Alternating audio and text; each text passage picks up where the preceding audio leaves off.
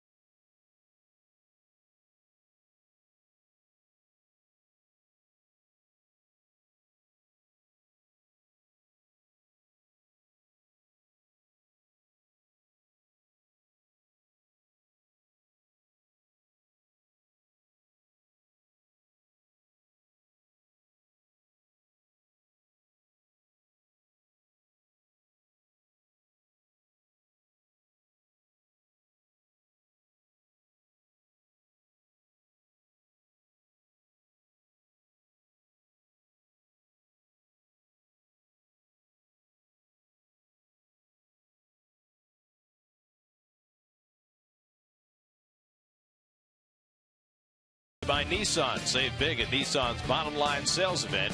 Ends October 1st. Visit ChooseNissan.com or your local dealer. By AT&T, rethink possible. By Astoria Federal Savings. By Parts Authority, Auto Parts Superstores, where the answer is always yes. By Honda, visit your Honda dealer right now for great deals. Only a Honda is a Honda. And by Cholula Hot Sauce, the flavorful hot sauce with the iconic wooden cap. Get to Citi Field for the home finale tomorrow afternoon at 1:10 when the Mets host the Pirates. R.A. Dickey takes them out, going for win number 20. Visit Mets.com or call 718-507-TIXX for your tickets now.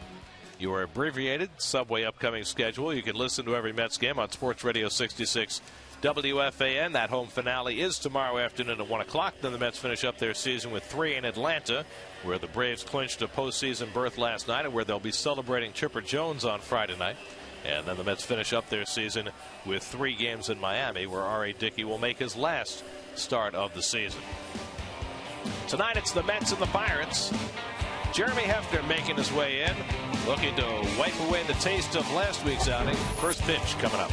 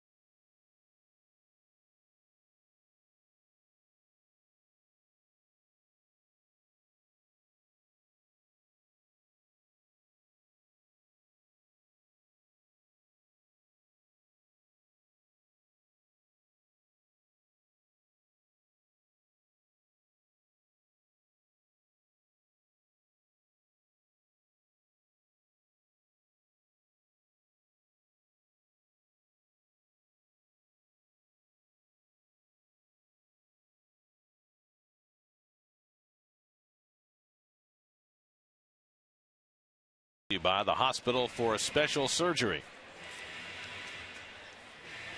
Here's the Pirates lineup, brought to you by Hyundai. Starling Marte gets his first start of the series as he'll hit leadoff. Young outfielder who gave a spark to the Pirates when he came up in late July. Pedro Alvarez with his 30 home runs, hitting behind Garrett Jones, who has 25, hitting behind Andrew McCutchen, who has 30.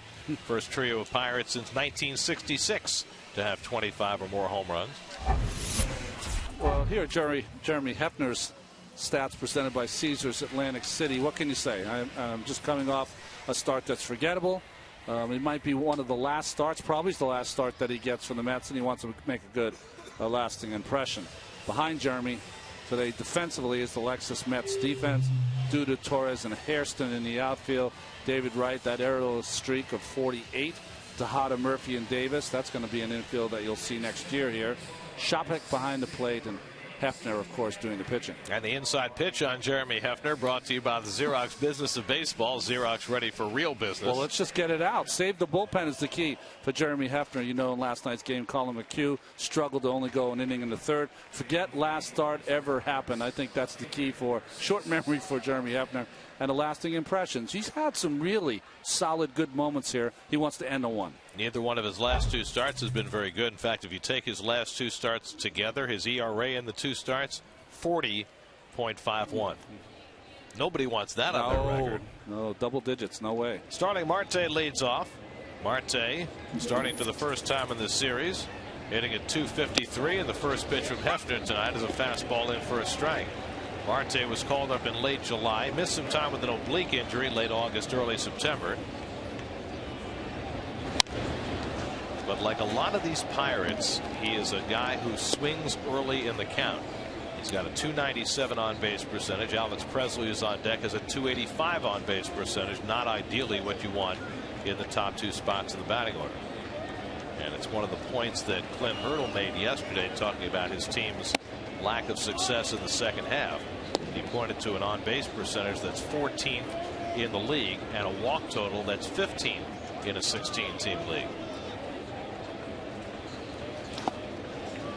2-2 to Marte with Presley and McCutchen to follow. A very simple motion by Hefner. Pretty upright. Doesn't push off too much. Tall and lanky. Just lets that gravity take him to the plate. That's why he has such great control. Not a lot of moving parts. 26-year-old out of Perkins, Oklahoma.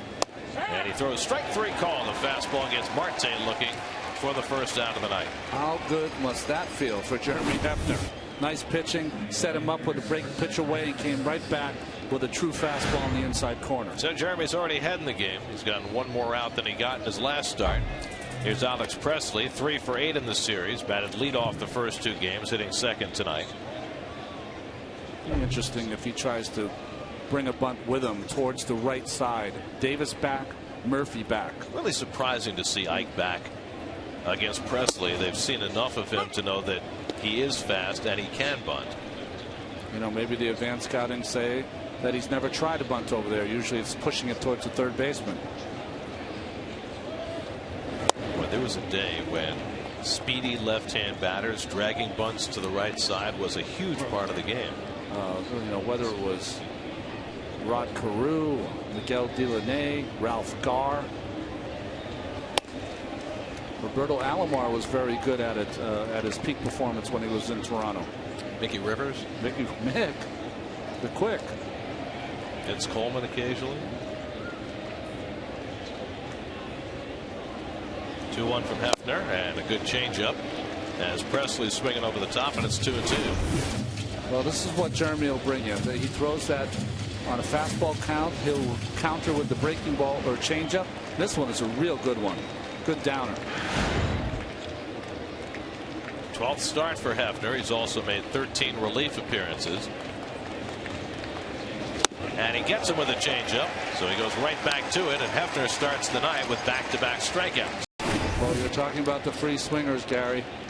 Not a lot of discipline, but a good pitch here by Hefner. Got to give Hefner credit for this changeup.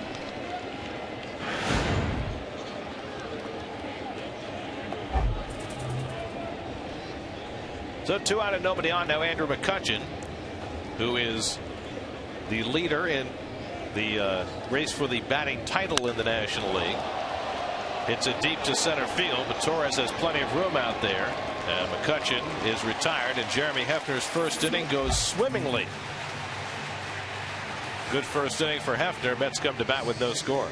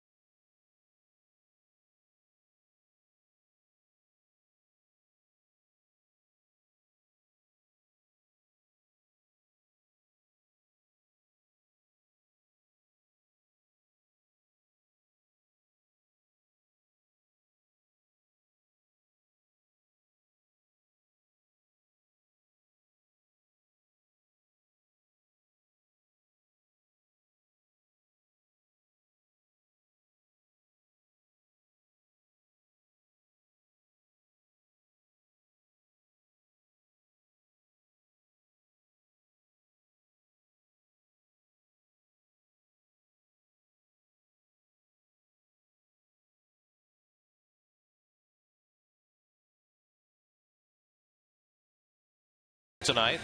Lucas Duda gets a start against the left-hander tonight. Daniel Murphy, who didn't start last night, is back in there as well. As the Mets get their first look at the 24-year-old left-hander from New Hampshire, Jeff Locke. North Conway, New Hampshire. You can look at the stats. Doesn't walk anybody, does Jeff Locke, and these are the Toyota stats for Locke. Some of the great pitchers from New Hampshire: Mike Flanagan, Bob Tewksbury, and of course someone pitching tonight for the St. Louis Cardinals, Chris Carpenter. In fact, Locke, Carpenter, and Sam Fold are the only active major leaguers who were born in New Hampshire. As people from Massachusetts would call it Cow Hampshire, by the way. Well, people in New Hampshire would call it New Hampshire. That's right. You got it. Ruben Tejada leads off. Ruben's got a 7-game hitting streak going, hitting at .290 for the year, .319 against left-handers. And Locke starts him off with a fastball for a strike. Tejada, Murphy, and Wright for the Mets in the opening inning. Mets are 4-4 on this homestand with 2 more to play tonight and tomorrow afternoon before they finish up the season on the road.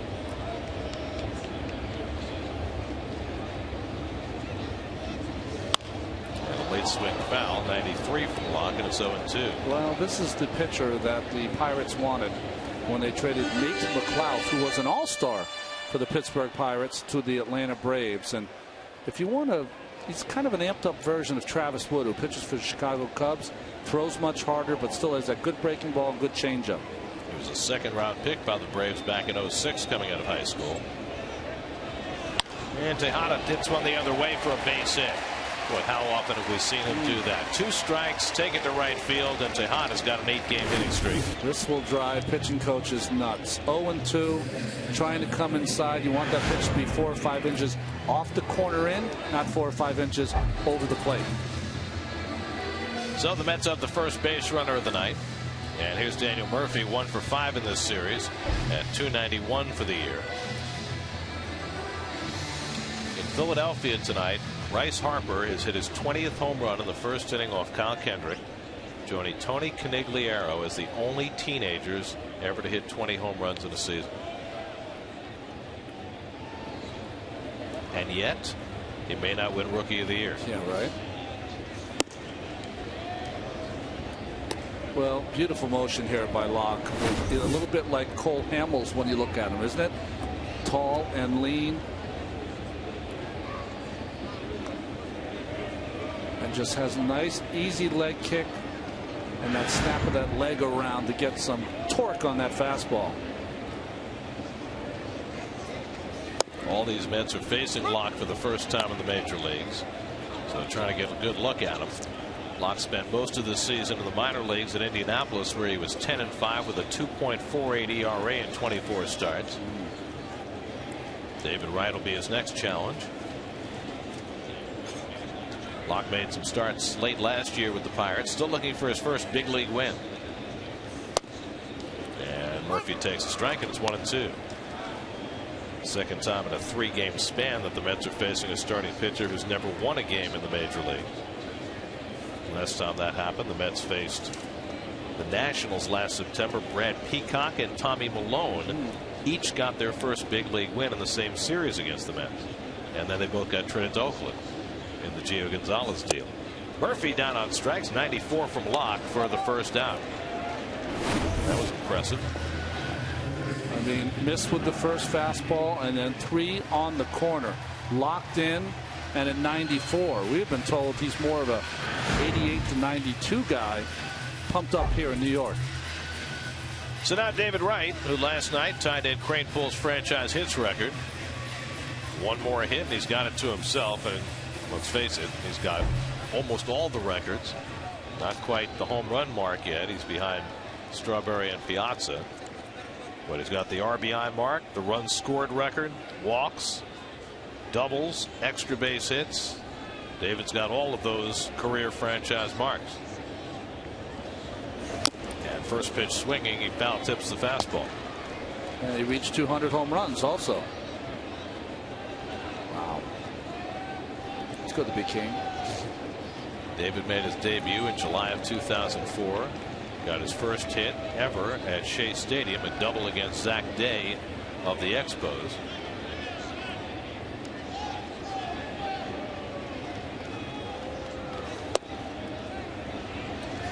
I wasn't here, Gary. I was locked in Los Angeles at the point in 2004. What was it like when David came up? Was it a lot of hype, or was it one of the special moments? Was it like when Strawberry came up, or not quite like Darryl? Okay. Because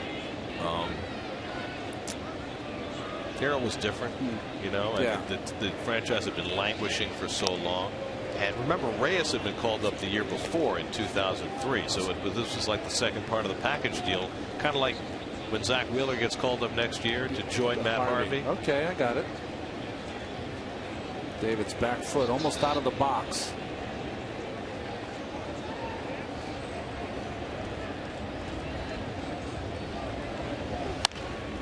When he first got here, Art Howe hit David down the order. He was batting 8th when he first came up. That's not doing anyone any favors either. It's hard to hit 8th. And he gradually was moved up through the lineup as he got a little bit more comfortable. Had a nice season in 2005 and then really exploded in 2006.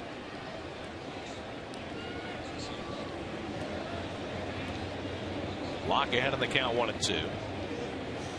And Wright takes the fastball high. Was there any coddling of David with the media, or that just he was sophisticated enough to handle it on his own? The first day that David walked in the door, and I'd never seen this before with a rookie coming up. They certainly didn't do it with Gooden. They didn't do it with Reyes. They had a podium. He was up there by himself.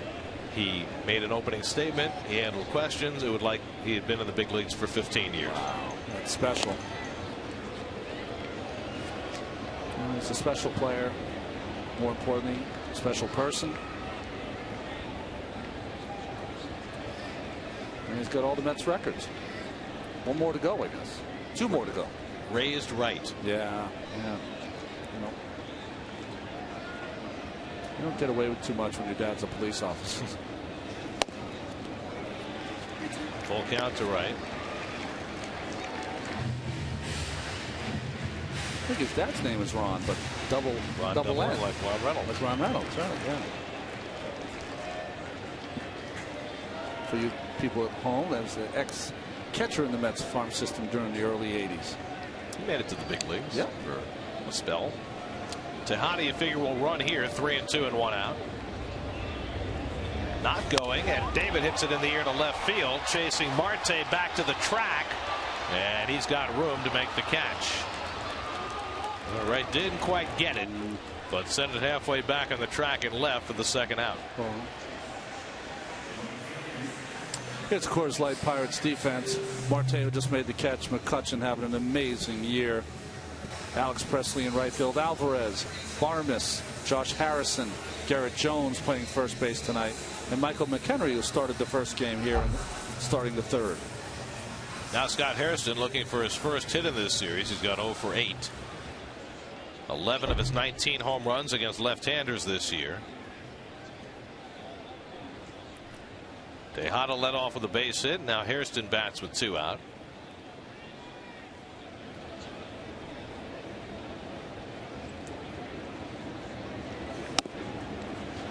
Locke making liberal use of his fastball in the first inning. Smart. Rookie pitcher, no one's seen him. Be aggressive. I mean, the numbers on Locke was that his average fastball this season was 91 miles an hour. Is he going to be a Harvey? Throw 3-4 miles an hour harder. Bright lights, big city. Maybe he has some family and friends down from New Hampshire. They'll have to. North Conway would be what, about that'd be a good 7-8 hour drive, I would think. It's not quite as far as Berlin, New Hampshire. I've been there. That's way up north.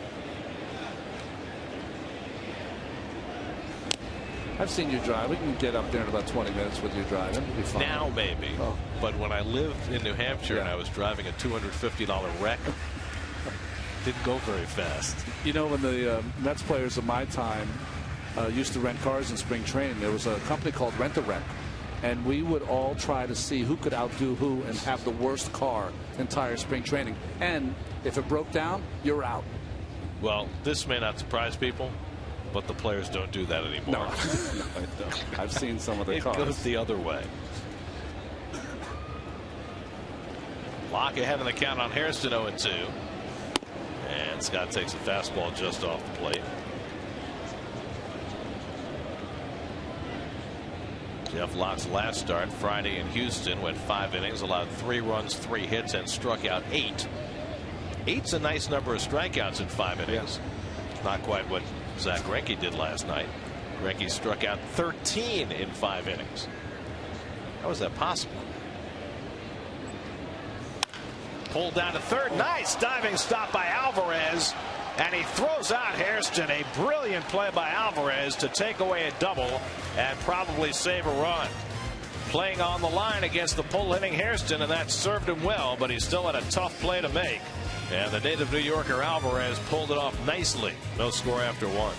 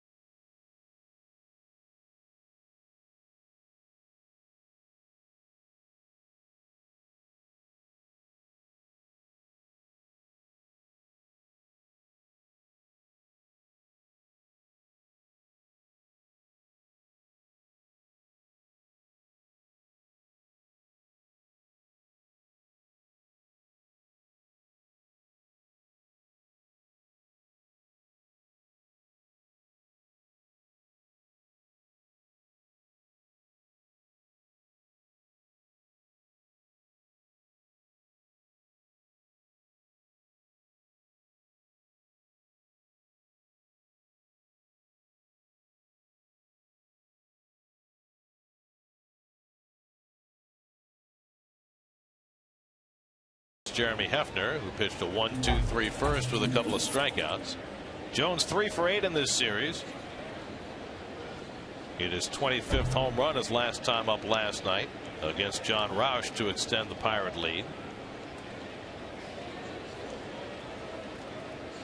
The last time the Pirates had 3 hitters with 25 or more home runs: Roberto Clemente, Willie Stargell, and Don Clendenin in 1966. Wow. This year it's Andrew McCutchen with 30, Pedro Alvarez with 30, and Garrett Jones now with 25. Did Don come over to the Mets in the '69 season? At the trading deadline, which was then June 15th. That's a trade that's not always talked about, and as far as the history of the Mets, one of the best ever. Well, in terms of being the last piece, it was similar to the Keith Hernandez trade, but in Keith's case it was the team was a lot further away in terms of needing that veteran leader, as Jones strikes out for the first out and Hefner has struck out 3 of the first 4. In Clendenin's case, I mean, this was the middle of the season when they won, and he was such a big piece coming down the stretch that year. Well, 2 of the 3 strikeouts have been on changeups, so he's got a good one tonight. Clendenin trade more like the Dave DeBusschere trade. Oh, okay. All right, I get it. The last piece put him over the top deal. With Keith, there was still more to do. I mean, Kidd was more the last piece for the '86 team. Here's Pedro Alvarez, a startling 3-run homer last night. Startling in terms of where he hit it. Well back in the old seats in left center field. Give you an idea of the kind of power that he possesses. Change up outside, a ball and strike. Well, you see that grip? It's almost like, you know how you click your fingers? That's what he's doing. He's got that thumb tucked right under the forefinger where you can't even see the thumb. It's almost like he's got just the 4 fingers on the baseball. Alvarez takes it up the middle for a base hit. First base runner against Hefner tonight, a 1-out single.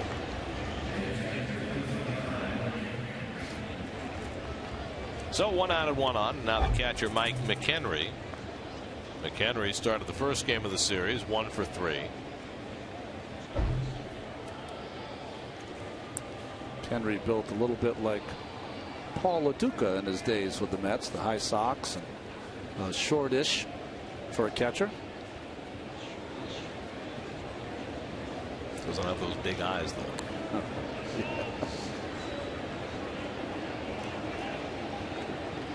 Sometimes Paul LaDuca's eyes look like they're going to explode. He was an intense competitor, wasn't he? Josh Harrison waiting on deck.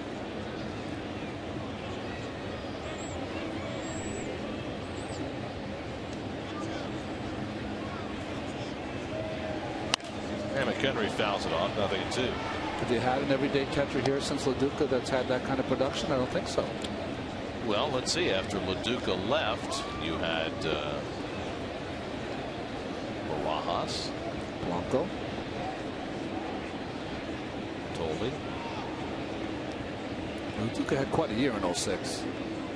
Who was the catcher in 09? Ronnie Polino caught. That was in 09. Taking high 1-2. Who are we missing? Who's the guy after? You had Ramon Castro here, but he was never a #1 guy. Yeah.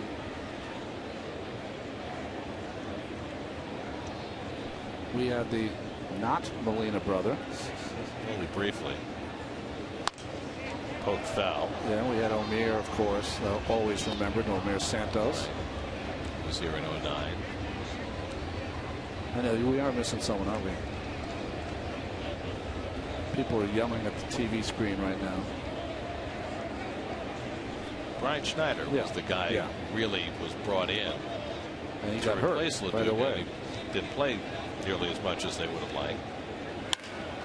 And it was a bit of a disappointment in terms of the way that he played. So it has been a rough area for the Mets since LaDuca. No question about that. And it's certainly an area where the Mets will need to address the position in the offseason.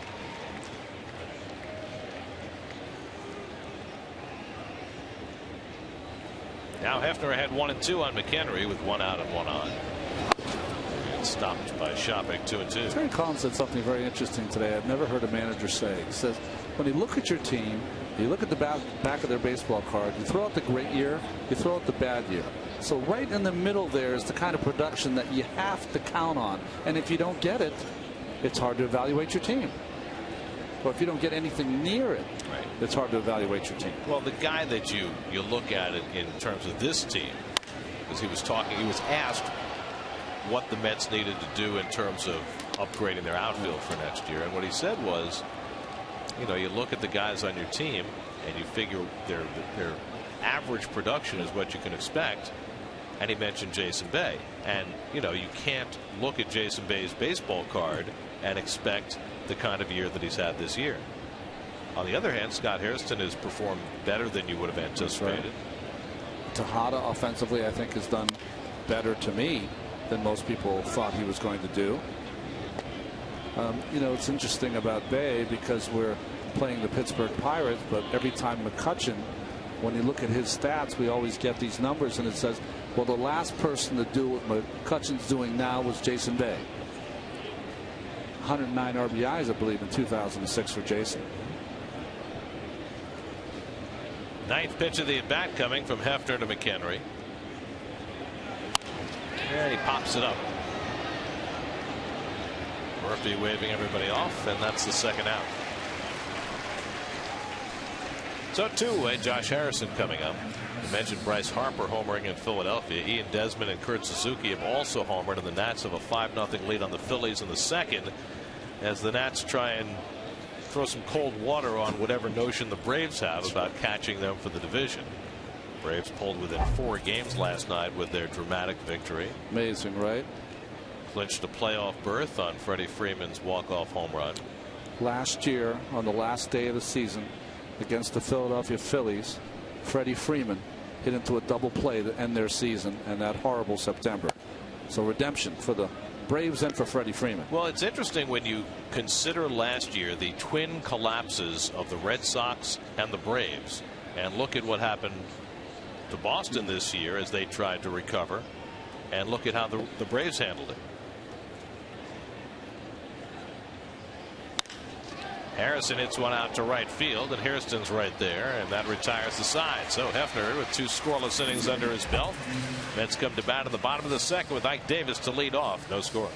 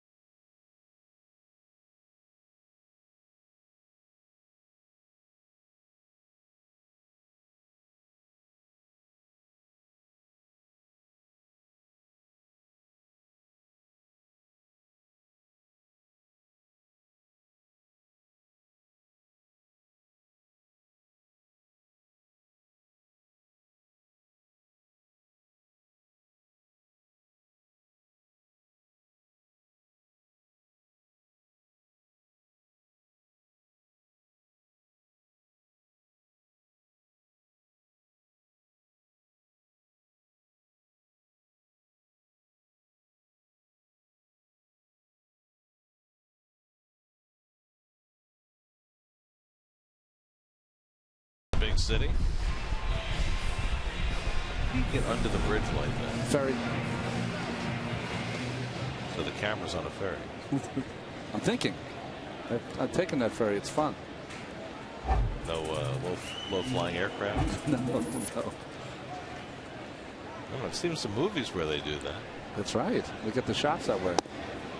Ike Davis leads off in the home second. Ike 2 for 7 in this series. Hit 2 home runs in the first game of the series to get up to 30 on the year. Hitting just 174 against left-handers this year. And that has been frequently cited as an area where Ike has got to make improvements next season.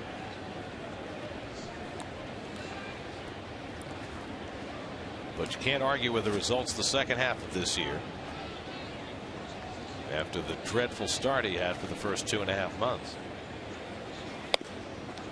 And Locke throws a strike, 2-1.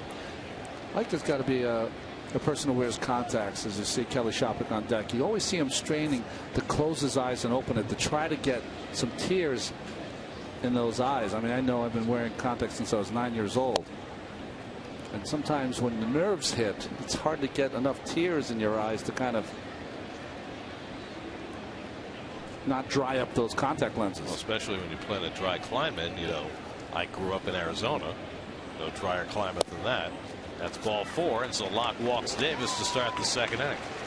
First walk given up by Jeff Locke. And Kelly Shopping will bat with a man on. Shopping hitless in his last 12 at bats. His Mets batting average is down to 203, 235 overall.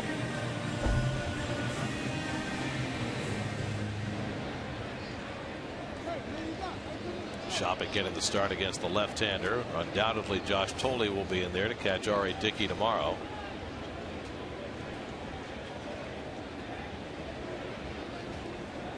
I talked to R.A. today. I asked him, is tomorrow going to be a day off from school for your kids? He said, no, it's just going to be a regular day. They don't get all that impressed by what I do. Yeah. More, you know, more impressed with their daddy than a pitcher. Yeah. That's the truth.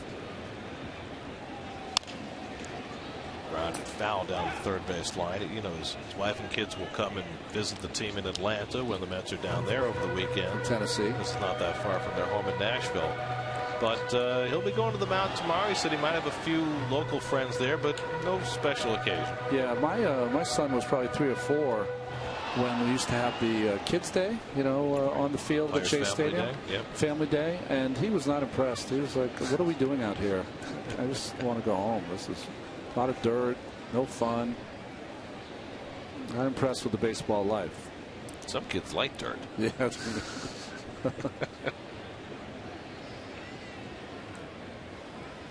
Shopping out on strikes. Locke has his second strikeout, 1 down in the second.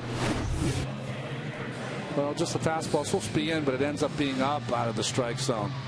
You know, the strength for Kelly is the fastball up, so naturally the pitch just above that area is Achilles' heel. So 1 out and 1 on. Now Lucas Duda. Duda 0 for 4 in this series. He's hitting .250 against lefties this year. 4 of his 14 home runs have been against left-handers.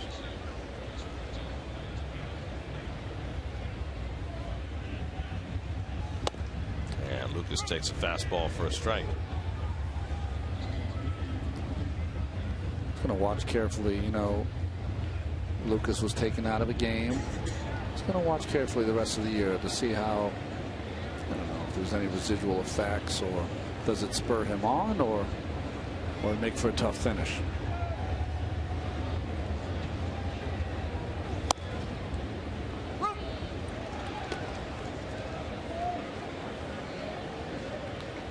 I think he was a little embarrassed. You're always embarrassed. Yeah, of course you would be. But, you know, if you belong in this league, you say to yourself, that's never going to happen again. Turn the page, and here I go. I'll show you.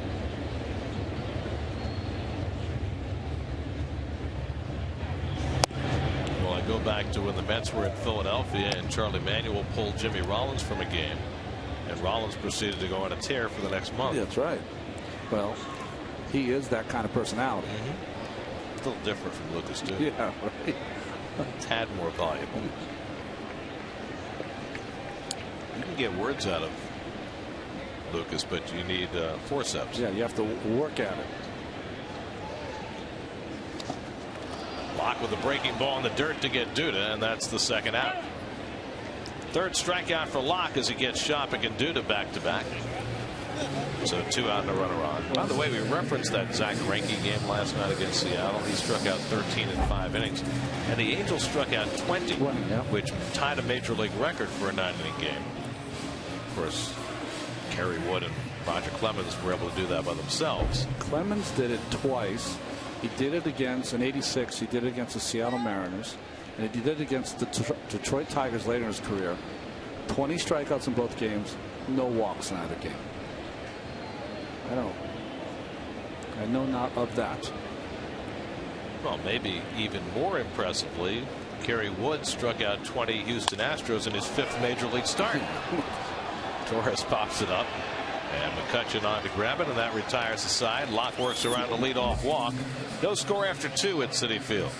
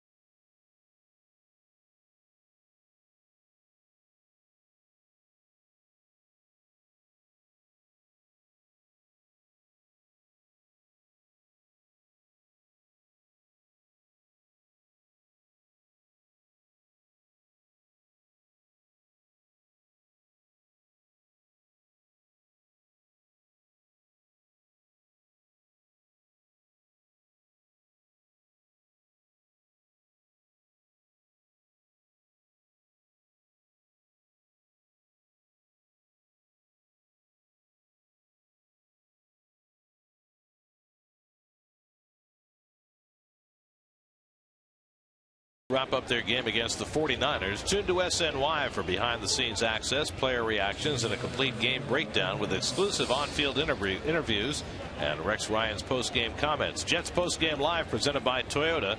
Sunday immediately after the Jets 49ers game, only on SNY.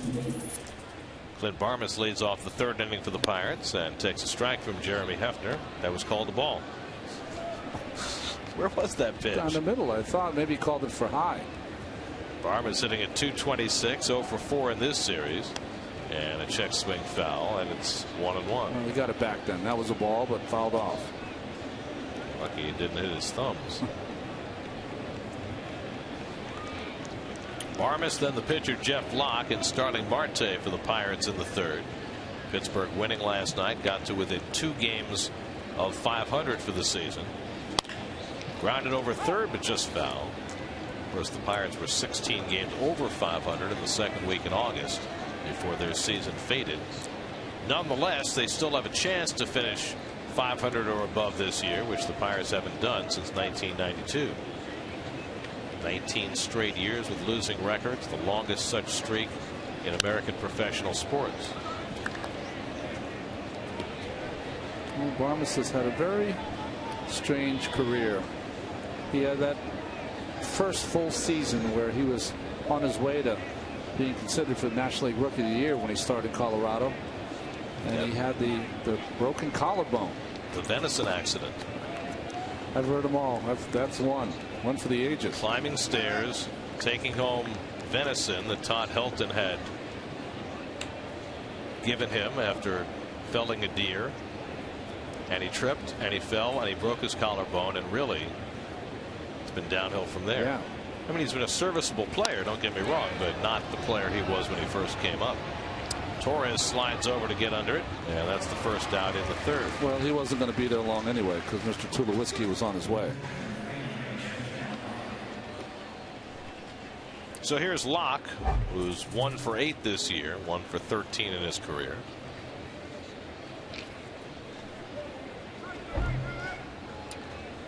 The other starter from New Hampshire, Chris Carpenter, pitching in Houston tonight for the Cardinals, who are getting closer and closer to clinching the second wild card berth in the National League. The Cardinals are 4.5 games clear now of the Brewers and the Dodgers.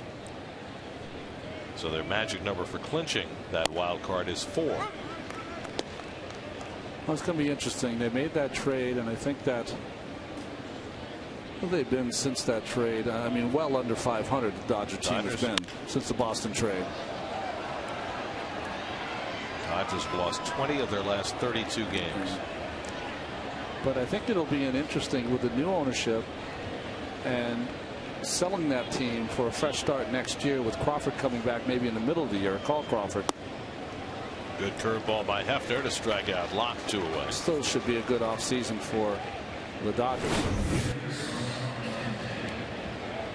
Best time to break out your curveball first time through the lineup is on that pitcher, because usually it's not going to, even with a hanger, you probably won't give up a hit, and that was not a sharp breaking ball by Hefner. So 4 strikeouts first time through the lineup for Hefner. Already a terrific bounce back from that last start. Now starting Marte. Of course, there's a new element in the postseason now. We're just a couple of weeks away from it. The 1-game wild card game.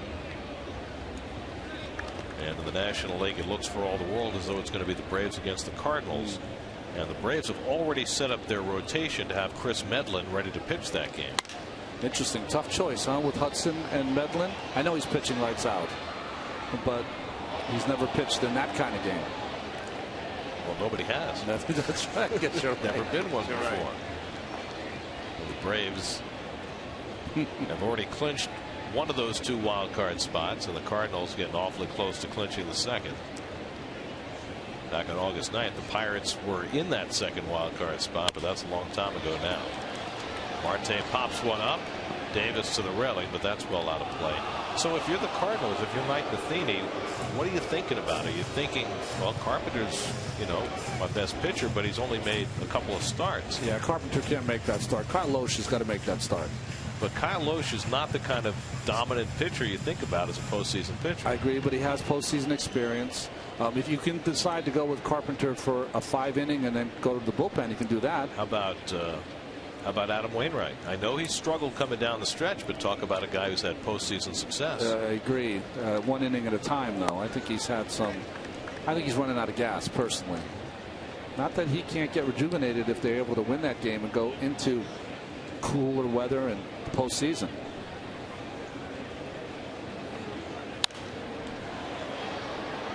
And then there's Jaime Garcia, who pitched at Gem last night. And if you face the Braves in a 1-game playoff, wouldn't you like to have a left-hander on the mound against them? Where's the game going to be? In Atlanta? In Atlanta. He's had. You see his road numbers, Garcia. I know he's coming off a real great start, but I don't count it because it's against Houston. His road numbers this year are just horrible. Well, the advantage that Mike Matheny, like Freddie Gonzalez, will have is if he can clinch this thing in the next few days, he can figure out any way to go about it. Doesn't have to worry about playing down to the last day. He can set up his rotation for both the wild card game and a potential division series days in advance. Well, a lot of it has to do with how Carp pitches tonight, I guess. Yeah. Of course, that's in Houston. So Astros have now lost 105. One more, and they'll match their total from last year. Back to Hefner. And Jeremy Hefner dominating the Pirates so far tonight. He's got 3 scoreless innings going. No score at Citi Field.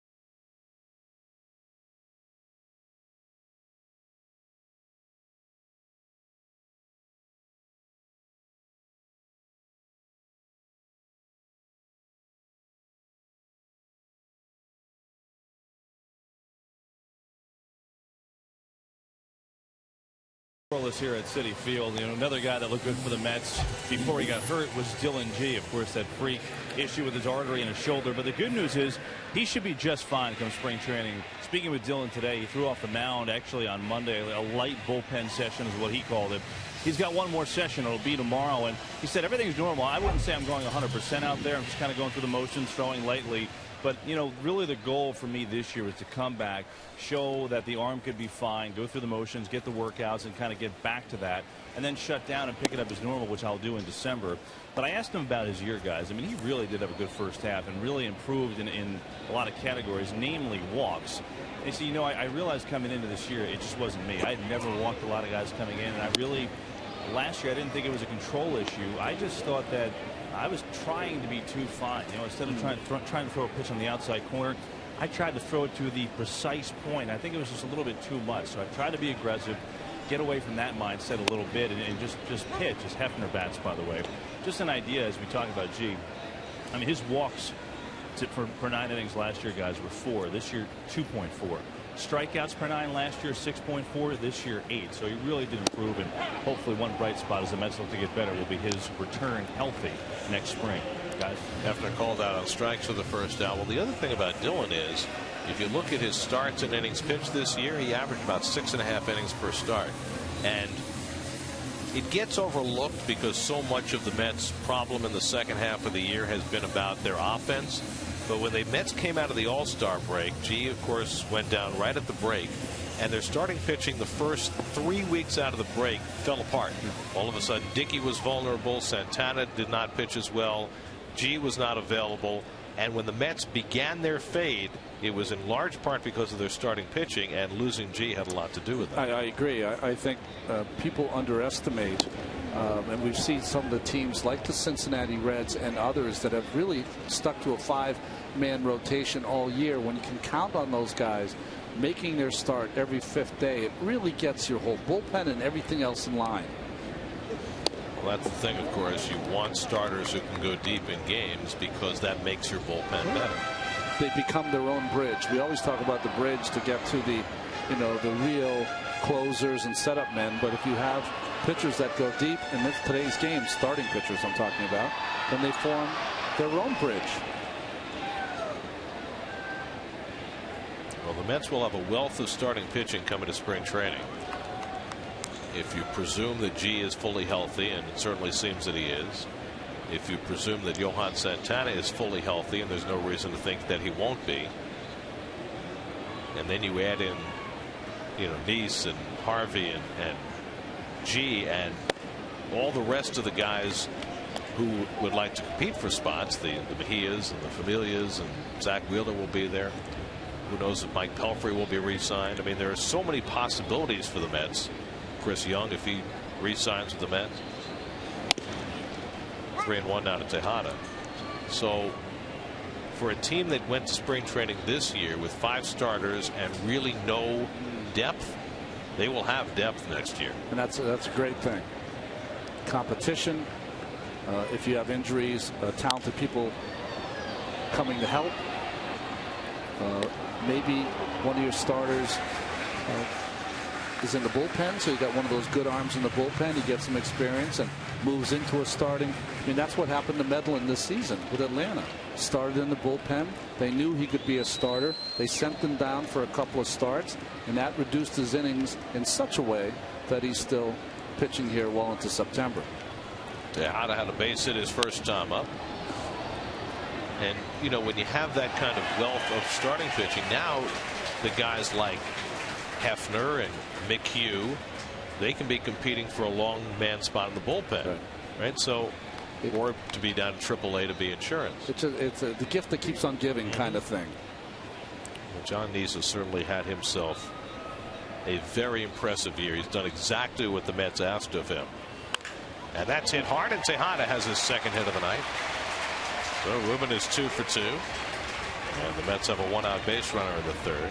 Ruben went through a little 2-week lull, but looks like he's trying to finish strong. And Daniel Murphy bats with 1 out and 1 on. Nice will make his last start of the year on Friday night. It will not be the easiest night to pitch. The Mets will be in Atlanta on Friday night, and it's the night when the Braves are doing the extravaganza celebrating the career of Chipper Jones. Wow. So even though it's a football high school Friday in Georgia, the place is going to be packed. Yeah. Ruben takes off and he gets picked off. The throw, though, hits the runner, and Tejada's safe.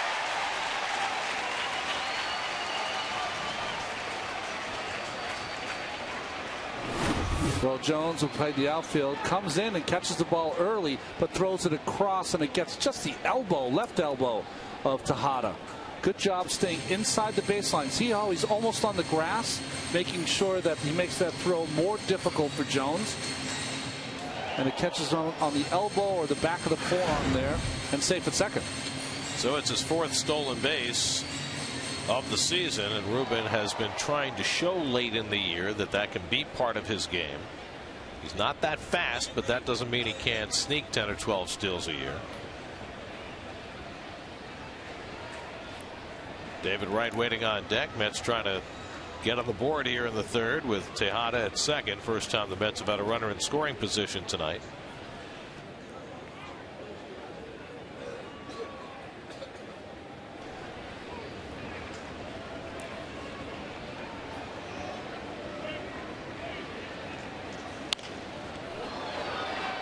know, Gary, when I got enough experience, and John's there now, just to go back to what you were talking about Friday night with Chipper Jones, in a game like that, I would think about coming straight out of the bullpen. You know how you warm up and you come to the bench and you sit and you get. Sometimes you just stay out there and kind of watch what's going on, because that game time usually becomes not the game time. Right. Well, that's one of the big problems. Yeah. You know, you've got what is scheduled to be a 7:35 start on Friday, but who knows, with all the celebrations and speeches and they'll give them gifts and the whole thing, you don't know whether the game will actually start at 7:35. And then, of course, as the visiting team pitcher, you have to wait for your team to bat as well. Of course, it didn't hurt Tyler Cloyd the other night. Right. The Phillies batted for 40 minutes in the top of the first.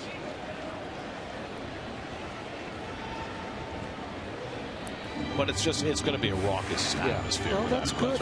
I've never seen that place sold out, so it'll be fun to see. And the other thing, Nice Friday night's pitching against Tim Hudson. That's all right. He can match up with Hudson fine. But that'll be Jonathan's last start of the year. He'll be shut down after that. 1-2 to Murphy. And he rockets one into center field for a base hit. Tejada being waved around. McCutchen boots the ball. So Tejada scores easily on the base hit by Daniel Murphy, and it's 1-0 New York. 64th run batted in for Murphy. Well, nice adjustment by Murph. He was beat by the fastball by Locke in his first, and this started the entire inning. This should be an out for the Pirates, but they've had some misplays here in the second half. Beat by the fastball in his first at bat, not this time. Bullet here by Murph. I don't think it's going to be an error, because they were going to send Tejada anyways. It'll be a run batted in. Tejada going all the way. Run scored, RBI for Murph. He was trying to come up with that play as quick as he could to have a play at home, and didn't make the play. They probably wouldn't have had a play on Tejada anyway. So here's David Wright with a runner at first and one out, and he takes the breaking ball outside. David hit one to the warning track in left field that was caught his first time up.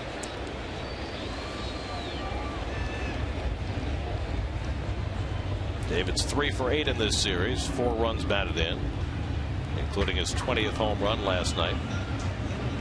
6th time he's gotten to 20 home runs. Little dribbler, that might be it.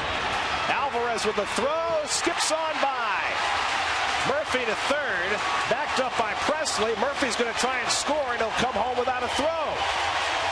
2-0 New York, and we'll wait to see how they score it for Wright. And it is a base hit. And so with that infield single, David Wright is now the Mets' all-time hits leader. Career hit number 1,419. Well, with all the power, with all the RBI, I guess this will be a line drive tomorrow. Just a squibbler off the end of the bat, and the crowd reacting in the right way.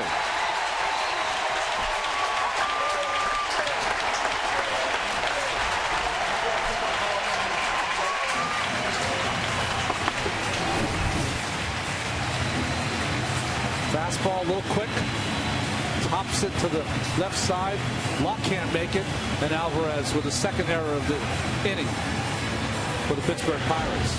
Scored a hit, even though a good throw might have gotten David at first base. Nonetheless, he is the Mets' all-time hit maker, a record that Ed Kranepool had held by himself from May the 4th of 1976 until yesterday, and now Wright has it all to himself.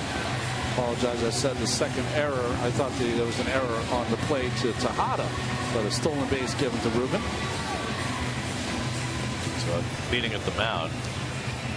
Some fascinating stuff from Elias today about the progression of the Mets hits record.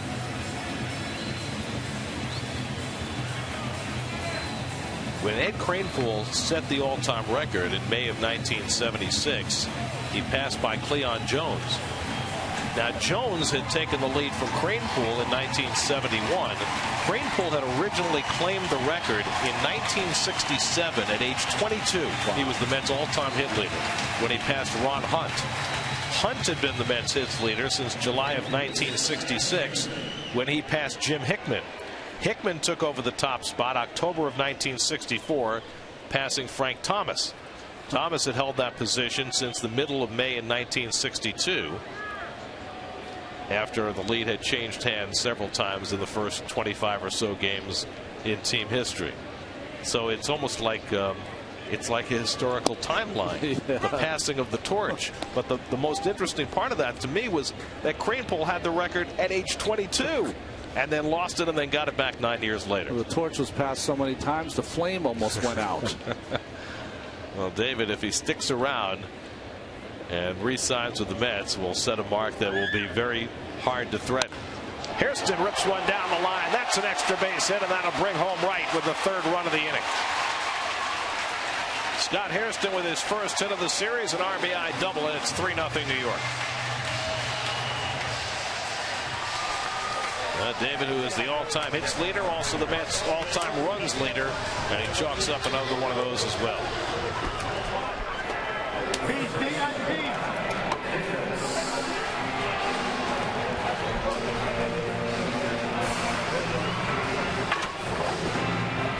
And David getting ripped for the nature of his record-breaking hit, you can be sure. Well, he was giving a lot of ribbing last night because of the home run by Turner, or the first night that he had to try to best him.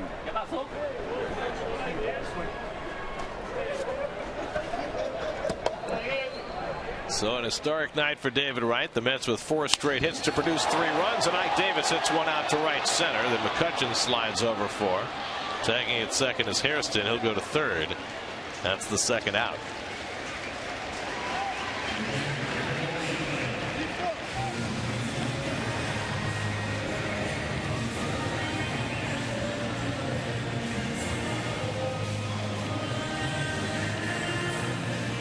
So 2 out, Hairston at third.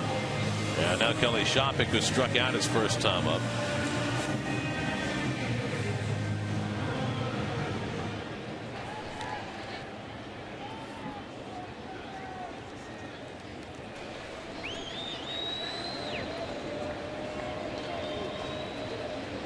Hairston at third. Shopping struck out his first time up.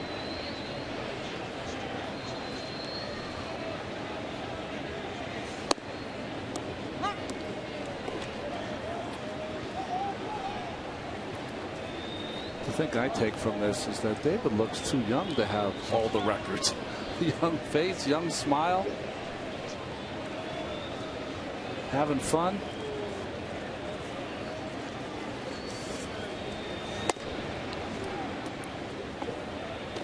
And Wright is the 4th active player to lead his team's all-time hits list.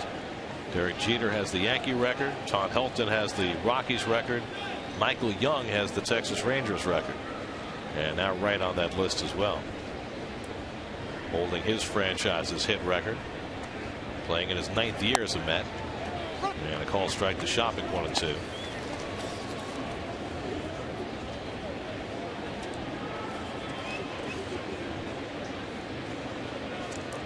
Just another day at the office for a guy who's been a star but a blue-collar player at the same time.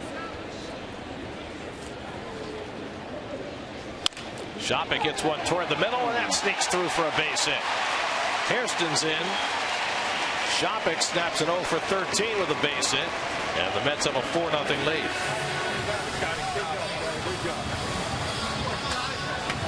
Oh, a heck of an inning here for the New York Mets. I don't think Locke is as bad as the 4 runs he's given up, but playing the pull was the infield here. Contact by Shopping, just never know what can happen, and gets that ball up the middle, besting the defense. So the Mets have put together 4 runs on 5 hits here in the third, and now Lucas Duda, the 8th man to bat in the inning. Lucas struck out his first time up. So the Mets getting to Jeff Locke, 2nd time through the batting order. Showed off a really good fastball his first time through the order and struck out 4. Allowed just 1 hit that first go round. Different story the second time through.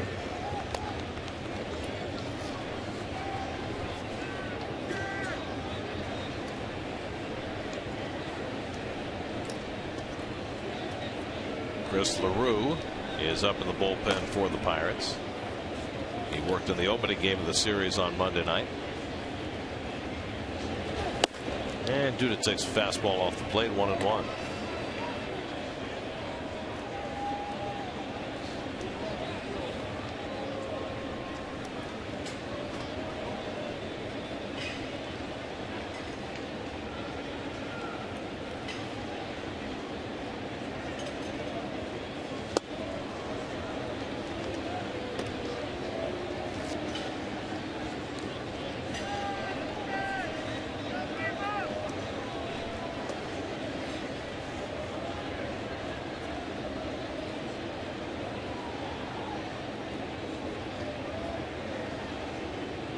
Now the 1-2, and Duda lays off the breaking ball, and it's 2-2.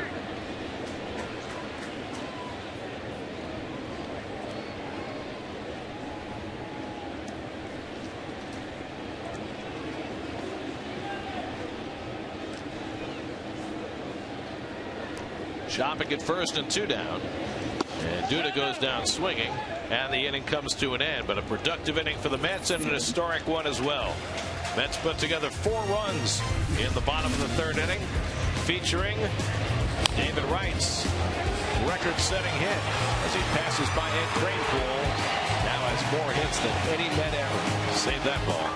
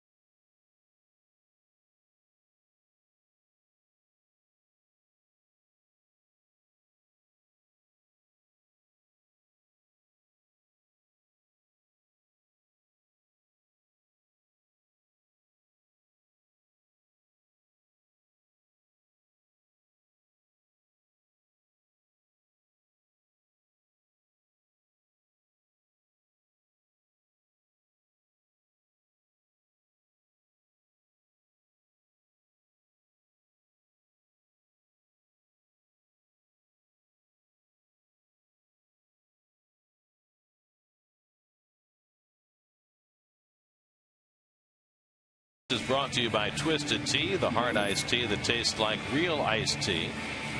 In 1890, the Pittsburgh Alleghenies finished the year with 23 wins and 113 losses. And as you might expect, not a whole lot of people showed up. Paid crowd of 23. That's harsh. Wonder who the announcer was that day. You need a microphone. Just yell it out. Megaphone. Alex Presley leads off. Oh, it was pre-Marconi, right? Yeah, that's right.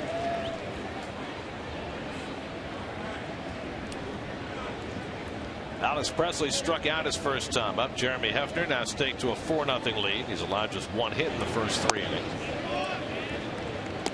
Presley, McCutchen, and Jones for the Pirates in the 4th.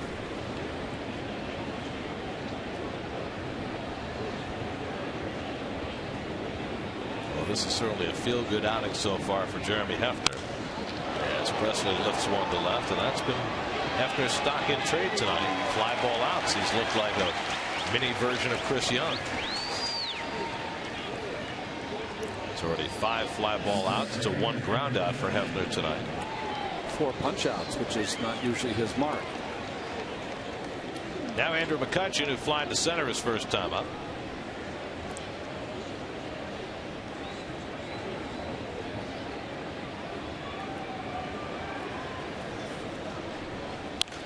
And as he did first time up, he swings at the first pitch and fouls it off. With Melky Cabrera out of the running, McCutchen started the night at 336. Buster Posey at 333 in the race for the National League batting title, as opposed to the best batting average in the league. Parsing terms there. 1-1 to McCutchen. Meanwhile, over in the American League, Miguel Cabrera's lead in the batting race has slipped to 3 points over the surging Joe Mauer.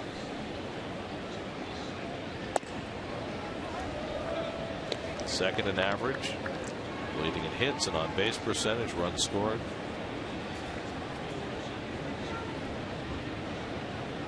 But that average right now, if the season ended, would get him the batting title. No trophy for that. Garrett Jones, the on-deck batter. But he's had a fantastic year. He's a, you know, we talk about 5-2 players all the time. He's one of them. And he goes down on strikes. That is strikeout number 5 for Jeremy Hefner. Boy, what a difference 6 days makes. You know, interesting, something he hasn't shown all season long, the change up to the right-handed hitter. You know, what happens probably is Dan Worth and talking to Hefner says, listen, it's one of your best pitches. You've got to use it both against lefties and righties and work there. So 2 out and nobody on. Hefner's now retired 7 in a row. Garrett Jones struck out his first time up, and he takes a strike.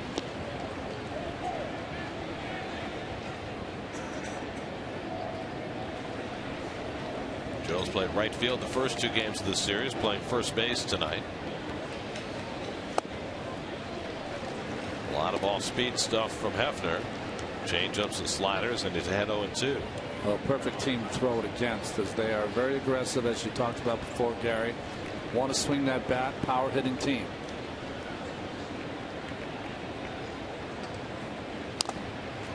Pirates have those low walk numbers, but they're 4th in the National League in home runs with 164, and they've hit more home runs on the road than any team in the major leagues. 101 on the road, only 63 at home. Well, they got a big ballpark too. Trying to think if their ballpark might even play a little bigger than this ballpark now. Same, maybe? Well, it's probably more friendly to left-hand batters. Yeah. Because right field is not that long a poke, but it's a tough park for right-hand batters, PNC Park. Tough park. The biggest part of the ballpark is left center. The only thing that catches you in right field is the 21-foot wall. But it comes straight across. It's not like in San Francisco where you have the short corner and then it ducks out. Garrett Jones, a big strong guy, might hit one of the Allegheny River one of these days. And a slow ground ball, and Davis scoops it up. Hefner covers, side retired. 8 in a row sent down by Jeremy Hefner. A shutdown inning after getting the lead. 4-0 New York in the 4th.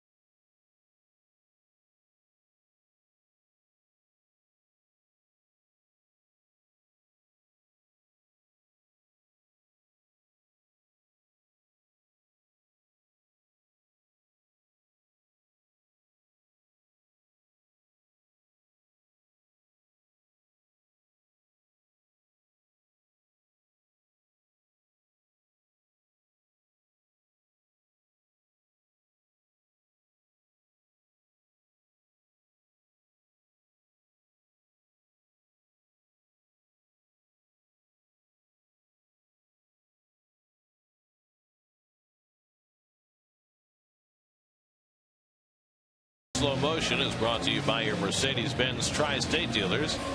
Visit them on the web at searchmercedes.com. Mets sent 8 men to the plate in the third. The only guy who didn't get to bat was Andres Torres. He'll start the home 4th inning. Torres flying to center his first time up, and Jeff Lott misses with ball 1. Jeremy Hefner on deck, then Ruben Tejada for the Mets in the bottom of the 4th. We had Sandy Alderson on last night talking about the Mets season and what's to come, and one of the things he addressed during our chat was the Mets offensive drop off in the second half. And one of the stats that he cited to try and exemplify how the Mets have gotten away from the process that helped them in the first half, he said the Mets have faced fewer pitches per at bat in the second half. And Elias went back and looked, and it is true, they have faced fewer pitches per at bat, but it's only a marginal drop, and probably, as Torres grounds one to the hole, a tough play from Barmes, thrown across his body, too late, and Torres has an infield hit.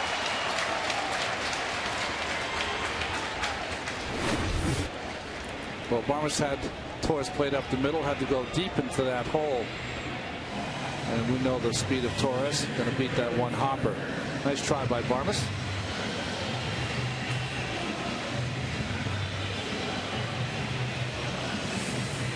Good play by Jones too to catch that in the webbing. Close play, but Torres just beat it. Good call by Jerry Davis at first base. So the Mets have their 7th hit off Locke, an infield single for Torres. Hefner up there to bunt, and bunts it foul. Anyway, the drop off in pitches per plate appearance is about 1 pitch every 20 plate appearances. Now that might be a statistical change, but it's not a huge statistical change. It probably can't explain the totality of the Mets offensive drop off. I think you have to look at average with runners in scoring position, which tells a big story first half to second half, as Hefner does a nice job on the bunt. Sacrifice goes 3-4. I mean, the Mets were an extraordinarily opportunistic team in the first half, and for a team, as Sandy noted, that has had little power and little speed, it required them bunching a lot of hits and a ridiculous number of 2-out RBI hits, a level that was probably unsustainable. But at the same time, they've gone completely in the other direction in the second half. Well, ask Baltimore. I think they've sustained it. They're the only ones. It is very tough, because with no speed or power, you're asking your offense to, for a crooked number, got to put 4, 5, 6 hits up in an inning. Very difficult. But you wonder when you look back now on the last couple of months, from a psychological standpoint. We've heard this said so often in the second half in relation to David Wright, that part of the reason for his drop off in the second half was because he was trying to do too much. And I guess the question is, when you have an offensive philosophy like Dave Hudgens has tried to instill in this team over the last couple of years, is it not possible to sustain that approach all year? Torres takes off for third, and McHenry can't handle it cleanly. Torres has a stolen base, his 12th of the year. Well, he's being held on, but see how he was just almost deked them into thinking he was not going to run by staying real stationary. And then as soon as the rookie pitcher looked to the plate, he took off and got a big jump, and on a curveball, which he might have been able to read the sequence of signs from Michael McHenry. So that forces the Pirates to bring the infield in. Already down 4-0. Chris LaRue up again in the Pittsburgh bullpen. 1-1 to Tejada, who's 2 for 2 already tonight. Defense in the infield have to try to stop this run if you're the Bucks. Pulled off the glove of Alvarez, and that'll bring home Torres as it trickles out into left field. Tejada has his 3rd hit of the night. This one drives in a run, and it's 5-0 New York.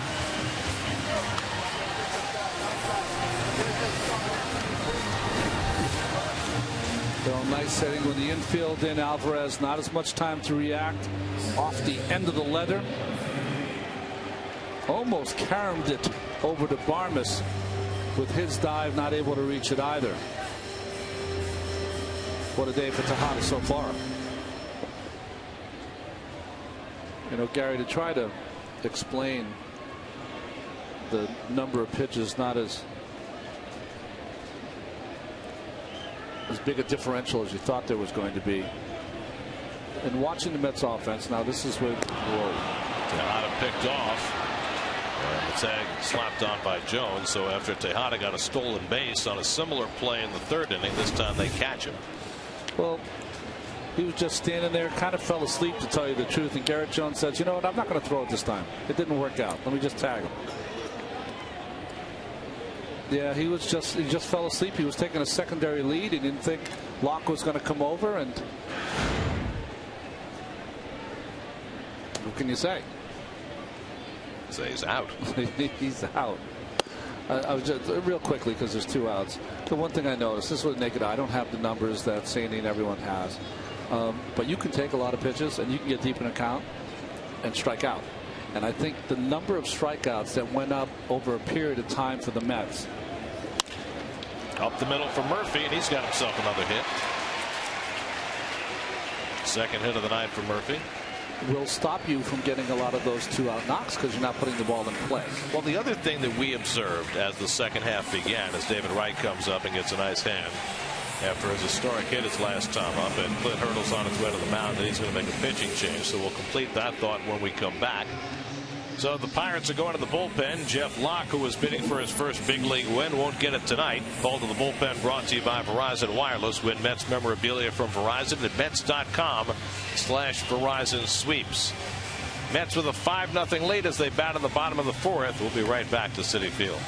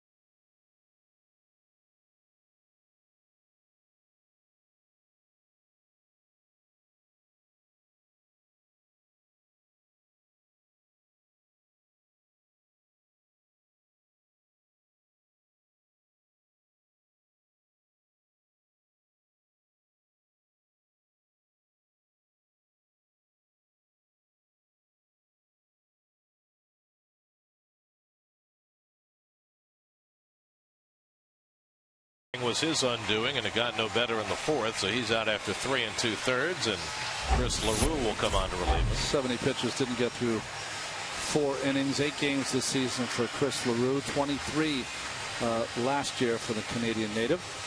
Pitched a 1-2-3 inning in the first game of the series. David Wright coming up after setting the Mets hits record in his last at bat. Not the most elegant hit, but only about 60 feet. But it's the one that puts him over the top. David's 1 for 2 tonight. Hit one back to the warning track in left field that was caught in the first inning.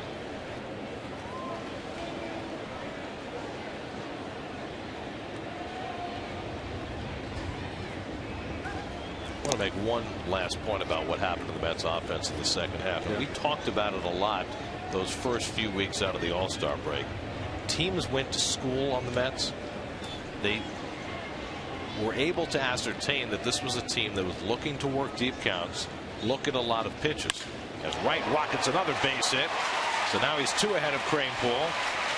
This one had more style points. The Mets' 4th hit of the inning and their 10th of the night. Well, if you noticed of late, and we said that David was going to have one more hot streak. Have you noticed that lack of uppercut? Have you noticed that a lot of balls to center field and a lot of balls hit sharply? That'll help him stay over 300. So here's Scott Hairston with 2 out and 2 on.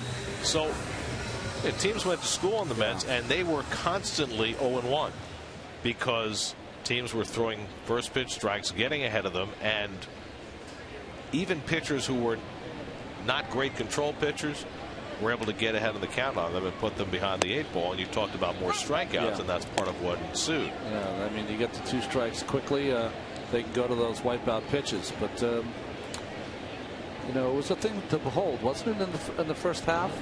Tough at bats, hitting the ball the other way. Tejada with the 2 strike hits. But I think it's a lesson, and I think it's something that the team is going to have to adapt to if they're going to stay with this same approach. That if you get a first pitch fastball in a hittable spot, you have to be prepared to put it in play, because it may be the best pitch you get in the bat. And you know, as Hairston hits it sharply, and Barmes was going the wrong way.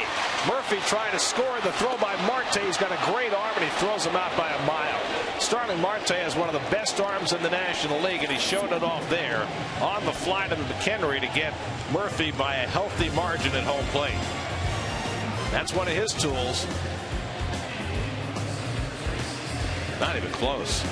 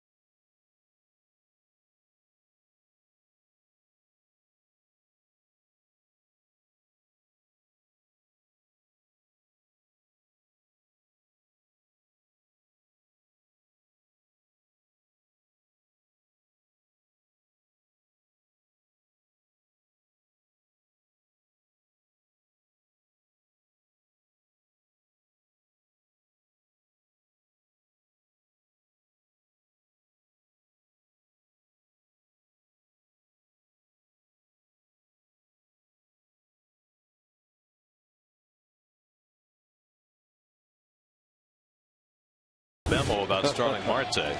Well, I'd be surprised this kid's not playing right field at some point with this arm. He's got the ball. Murph is barely at third base, and really not even with a big charge throws a bullet in. And Murph tries to throw a chicken wing out there, but McHenry goes left. Somewhat half-hearted on his part. By the way, where was Barmes going?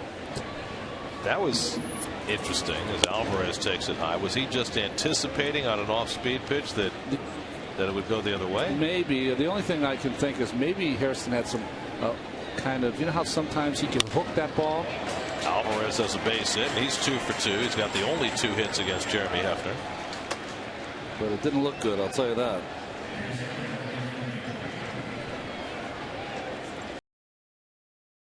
think Starling Marte's got to be a guy that's in there every day next year.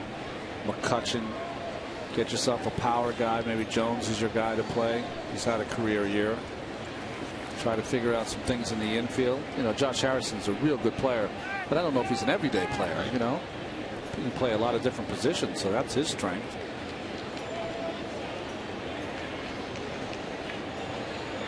Here's Mike McHenry, who popped up his first time up, and he pops it up again. It's a major league pop-up. 1 out.